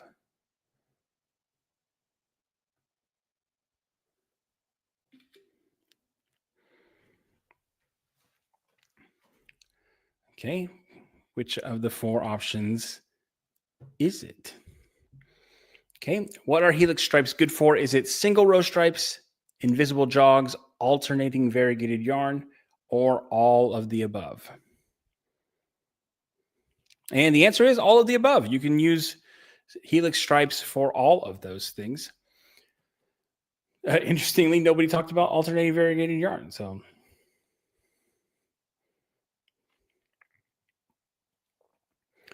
Okay, next up, we have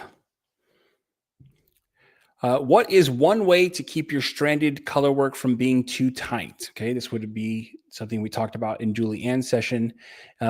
Should you just knit better, try to live with it, go up a needle size, or cry?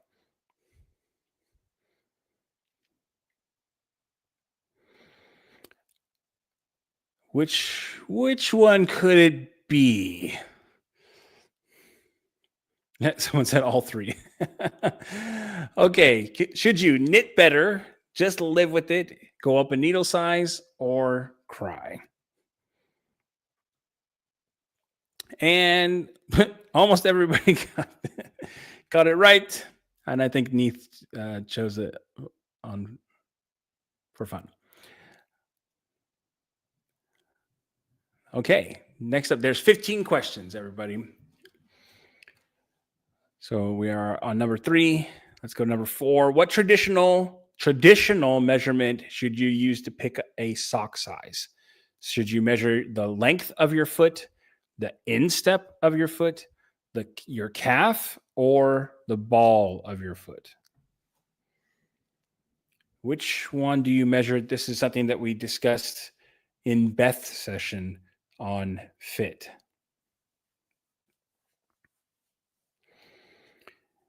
Okay, is it the length, the instep, the calf, or the ball? Okay, and the answer is the ball of your foot. That's the traditional measurement that you would use to pick a sock size. It's not the only measurement that you could use, but for most sock patterns, that's the one.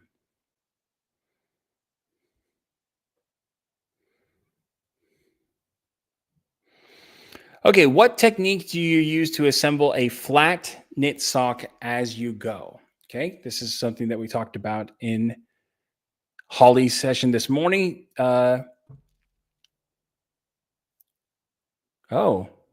it looks like I forgot to put in the answers of this one. So the answer for this one is to replicate the actual knitting conditions. My bad.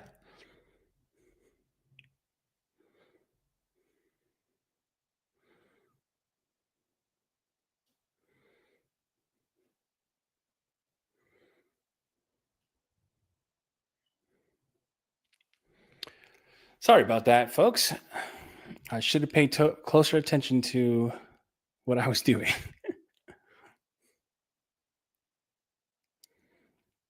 But the answer to the actual question is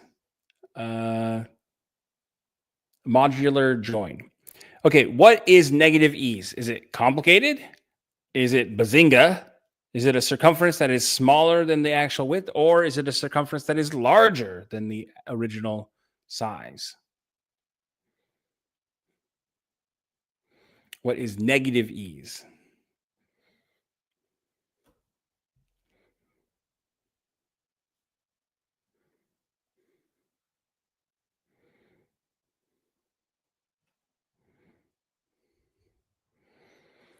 And the answer is bazinga. No, it's smaller than the actual width.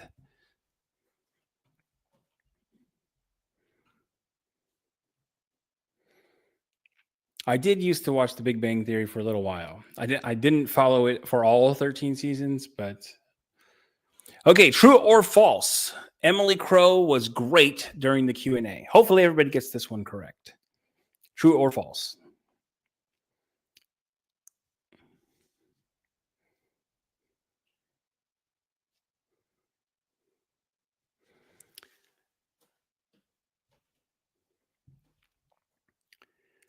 And let's see. Survey says, or it's going to take us 10 seconds to find out.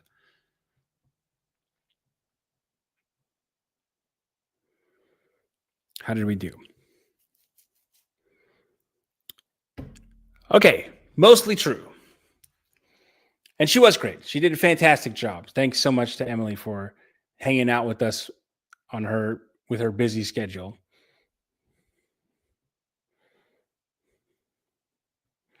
All right, next question. We're about halfway through now. How is Sophia's 2-in-1 sock knit? Is it knit with your eyes closed, from one inside of the other, from toe to toe and then cut in two, or in one long tube and then cut in two? Which one is it?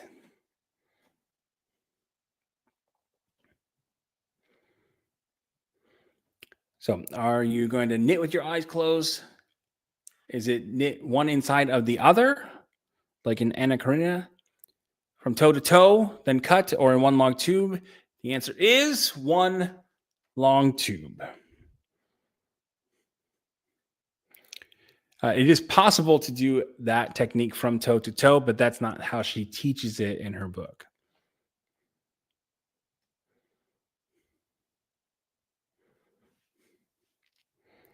And next question, what technique do you use to assemble a flat knit sock as you go? Oh, this is the correct one. It seems that I put it in twice.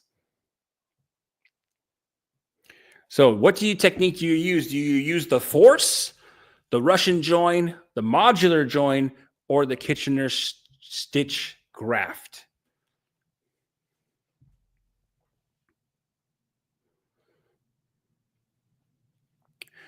What technique do you use to assemble a flat knit sock as you go? The force, the Russian join, the modular join, or the Kitchener stitch graft?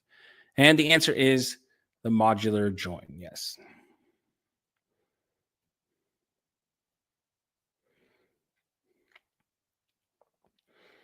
Holly made a tutorial demonstrating this technique for All Access Pass holders. So you get the pattern for free, the Over Easy socks, and the technique. Which heel method do you use in Sophia's 2 socks in 1? 1, whatever you want. 2, the spiral heel. 3, a forethought or afterthought heel. Or 4, a Flegel heel.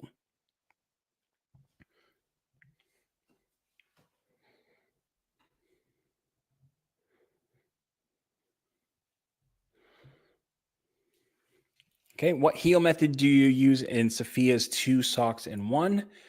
The whatever you want heel, the spiral heel, the forethought or afterthought, and it is the forethought afterthought heel.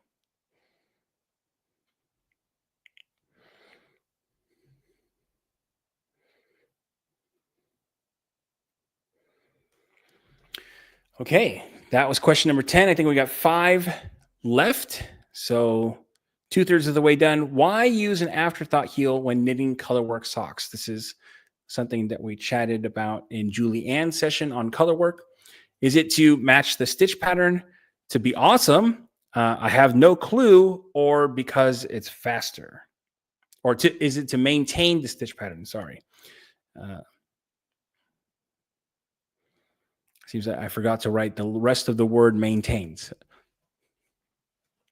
Okay, so why use an afterthought heel when knitting colorwork socks? Is it to maintain the stitch pattern, to be awesome? I have no clue, or because it's faster? And the answer is to maintain the stitch pattern. But Mary and Diane, they choose to be awesome, which I think is perfectly valid.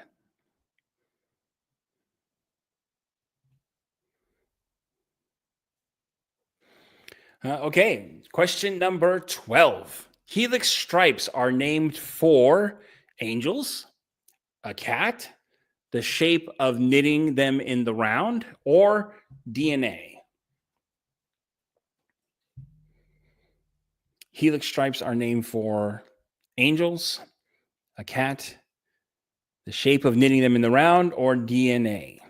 What could it be? What could it be? Obviously, this is from my session on helical stripes, which was from actually a segment from our colorwork knitting weekend. And of course, the answer is the shape of knitting them in the round. Helix is a reference to DNA, but DNA is a helix shape. It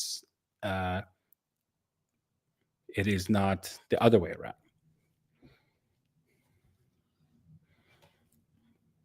Okay, true or false? You should never use variegated yarn for colorwork socks. True or false? And as someone who is not the biggest fan of variegated yarn, I have strong opinions on this. But this is something that we talked about with Julianne as well. But of course, the answer is, well, let's see what everybody said. Christina says, no yarn police.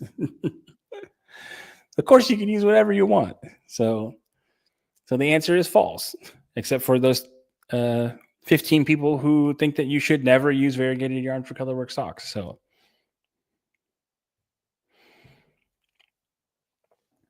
I would say that this variegated yarn is one of the best places to use socks. Is one of the best places to use variegated yarn. Okay, what is it called when you weave or re-sew a patch using colorful yarn? Is it called showing off, visible mending, a headache, or a darning egg?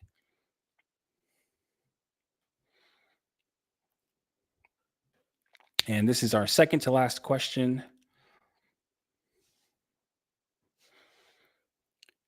So is it showing off, visible mending, a headache, or a darning egg?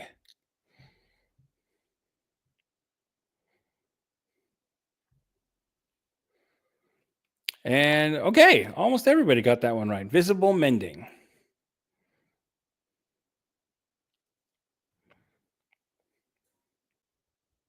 And our final question of the day, it is, I don't remember what it is. Which kind of heel did Holly unvent for her over easy socks? So unventing is sort of like rediscovering something, that a term that Elizabeth Zimmerman came up with. Is it a bifurcated short row, a bicraftual short row, a strong heel, or a Holly cow heel?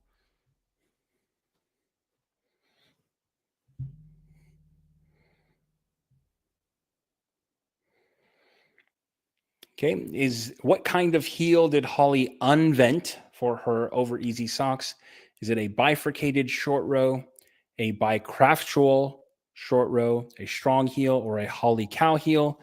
And the answer is a bifurcated short row, which is a pretty cool technique. All right, so let's see how everybody did and who our winner is for today. And our winner is Jessica Richards, who is the only person who got all 15 correct. Kudos to Jasmine Mornio and Sue Steckler for getting close to the top. But Jessica, please email our support at hello@yarnist.co, and we will send you the links to choose your kit, and we will get that sent out to you ASAP. So thank you all to everybody who participated in the quiz. What I want to do right now is take a few moments to highlight some of your biggest learning moments from today. So if you can put in the chat, I learned today, and then what it is that you learned. Something that you didn't know when you woke up this morning, but now you're like, oh my gosh, I'm a better knitter today because of this. Go ahead and type that in the chat, and then we'll highlight a few of those before we finish up. And again, we're going to be doing the VIP hangout in about 10 minutes. Okay. So you can go to, not that one, that's not it. Yarnist.co/sock VIP and grab your spot so we can get you the link. But let's see our takeaway. So Joy says, I learned today how to do flat knitted socks. Fantastic.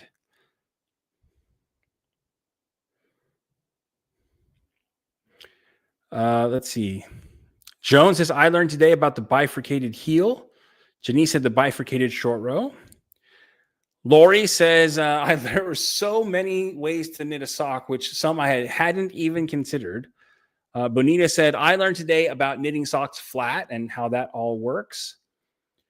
Diana also said, I learned about flat socks and bifurcated short rows. Anne says, I learned the 2-in-1 sock and Holly's flat knitting socks. Kathy says, I need to be not so quick on the quiz. Okay. Priscilla says, I learned that I want to try sock knitting again. Poor fit made me give up. I know ways to do it better now. Well, that's fantastic. Lisa says, I'm a better knitter today because I realized there's nothing like a community of knitters to help me grow my knitting world. Oh, what a beautiful thought, Lisa. Thank you. Christina says, oh my gosh, Holly's flat sock method. I think that's where I want to start. I think that's a great place to start. The over easy sock and the bifurcated heel says Christine. Lizette says, I learned today how to seamlessly add a new color in a sock. Oh, great. Susan said, I learned so many new ways of doing short rows and feel more confident in making better knitted socks. Fantastic. Jean says, I enjoyed seeing all the different techniques and am curious about the flat socks and a bit intimidated by using the double pointed needles. Helen says the flat sock pattern was a big wow. Joy says, I learned to go up a size or 2 for color work and going up a physical size in pattern potentially. Charlene says, I learned today I need to reread Sophia's book. Joanne says, I learned that sock knitters are opinionated. That was yesterday, but reinforced today. I think knitters in general are pretty opinionated. Cheer and Cosplay says, I really like the 2-in-1 sock. I'm real bad with second sock syndrome. I think that's a great way to get around that. Michelle says, I learned to go up a needle size in my color work until I get better at doing the actual technique. Denise says, I learned that I need more negative ease. Okay, that's a good realization. Janet says, I learned today that I can use 1 or 2 needles sizer for just the color work part of socks. Fantastic. Demetra says, great workshop for these past 3 days. I have very much enjoyed it and the speakers. Well, thank you for sticking with us all 3 days. We really appreciate it. Kay says to knit socks in a tube both at once and to knit flat knitted socks. Joanne says, I learned that I can knit 2 socks in one. Thank you, Johnny, for putting on a wonderful learning weekend. Well, thank you for joining us, Joanne. Patricia says, I too learned that there are so many ways to knit socks and I can combine toes and heels and techniques and colors. The world is our oyster.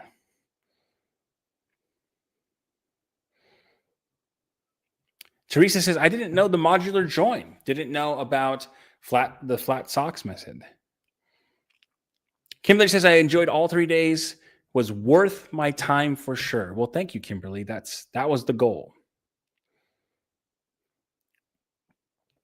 Charlene says, I also learned that my granddaughter and I can knit and crochet coordinated socks. That'd be a great thing to do together. Francine said, knitting a tube sock method by Sophia amazed me. I agree. Abby says, the idea of a split on the cuff helps for some extra stretch. Yeah, that is a pretty genius design. Okay, YouTube user says, this is how my grade school taught me to darn sock holes. Oh, cool. AJ says, I'm a beginner and I knew every answer on the quiz, but answered too fast for one and missed your mess up. So I learned a lot. I agree. Yeah, if you got them all right, then that's fantastic.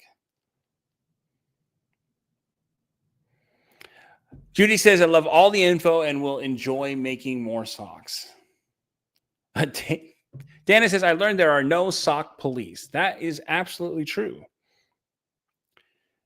Barb says, today I learned about helix knitting, flat knitted socks, and we'll use this and also the bifurcated heel. So Holly is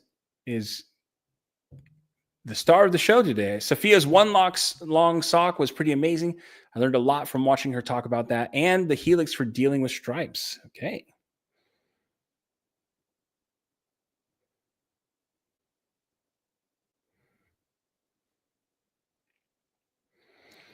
Marilyn says, I can't wait to watch and learn from wonderful teachers and the community. Wow.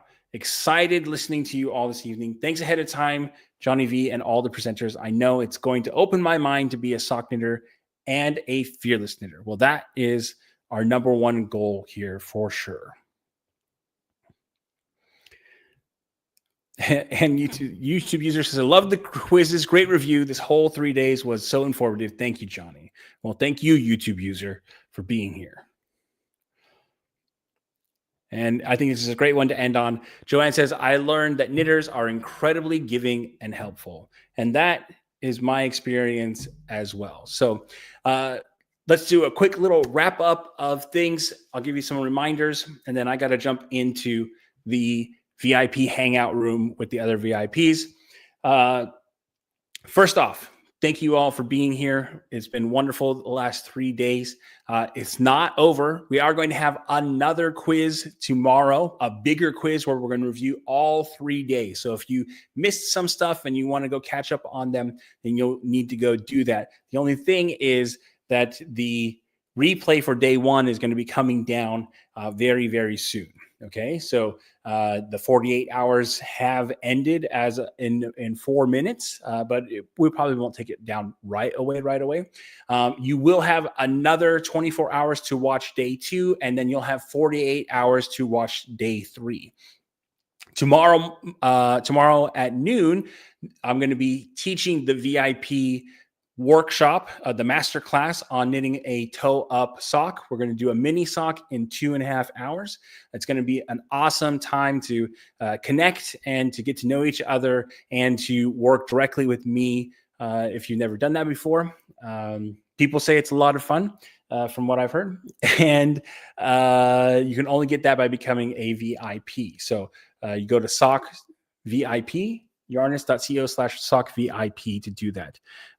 And you can find all of the resources for everything. We are going to be updating it as well at yarnist.co/guide. There's a whole Google Doc that has different patterns, different tips, different resources that have been mentioned throughout the days.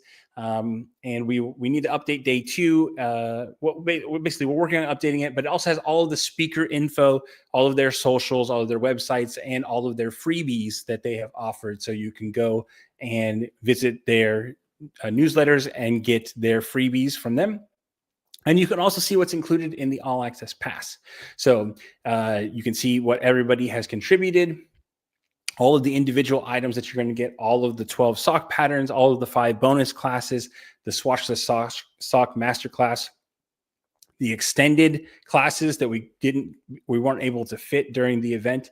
You're going to get all of that for just $99, but you only have 2 days left to get it at that price. Once the event ends on Monday at midnight Pacific, that price is going away, and so are those bonuses from the speakers. So you're not going to want to miss that because it's a great discount, 66% off.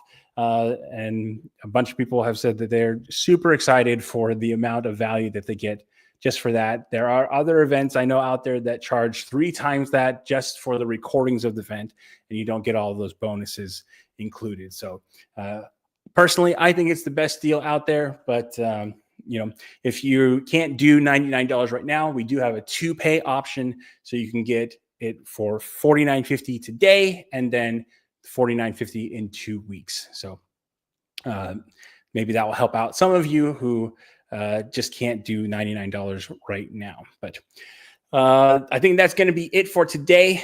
Again, thank you all for spending your Saturday with me, and we will see you back tomorrow at 2:30 p.m. Eastern for our big quiz. We had a big prize for that one, a much bigger prize, and then we've got a big announcement about something that's coming up and another way that you can continue your sock knitting journey together. So you're not going to want to miss that.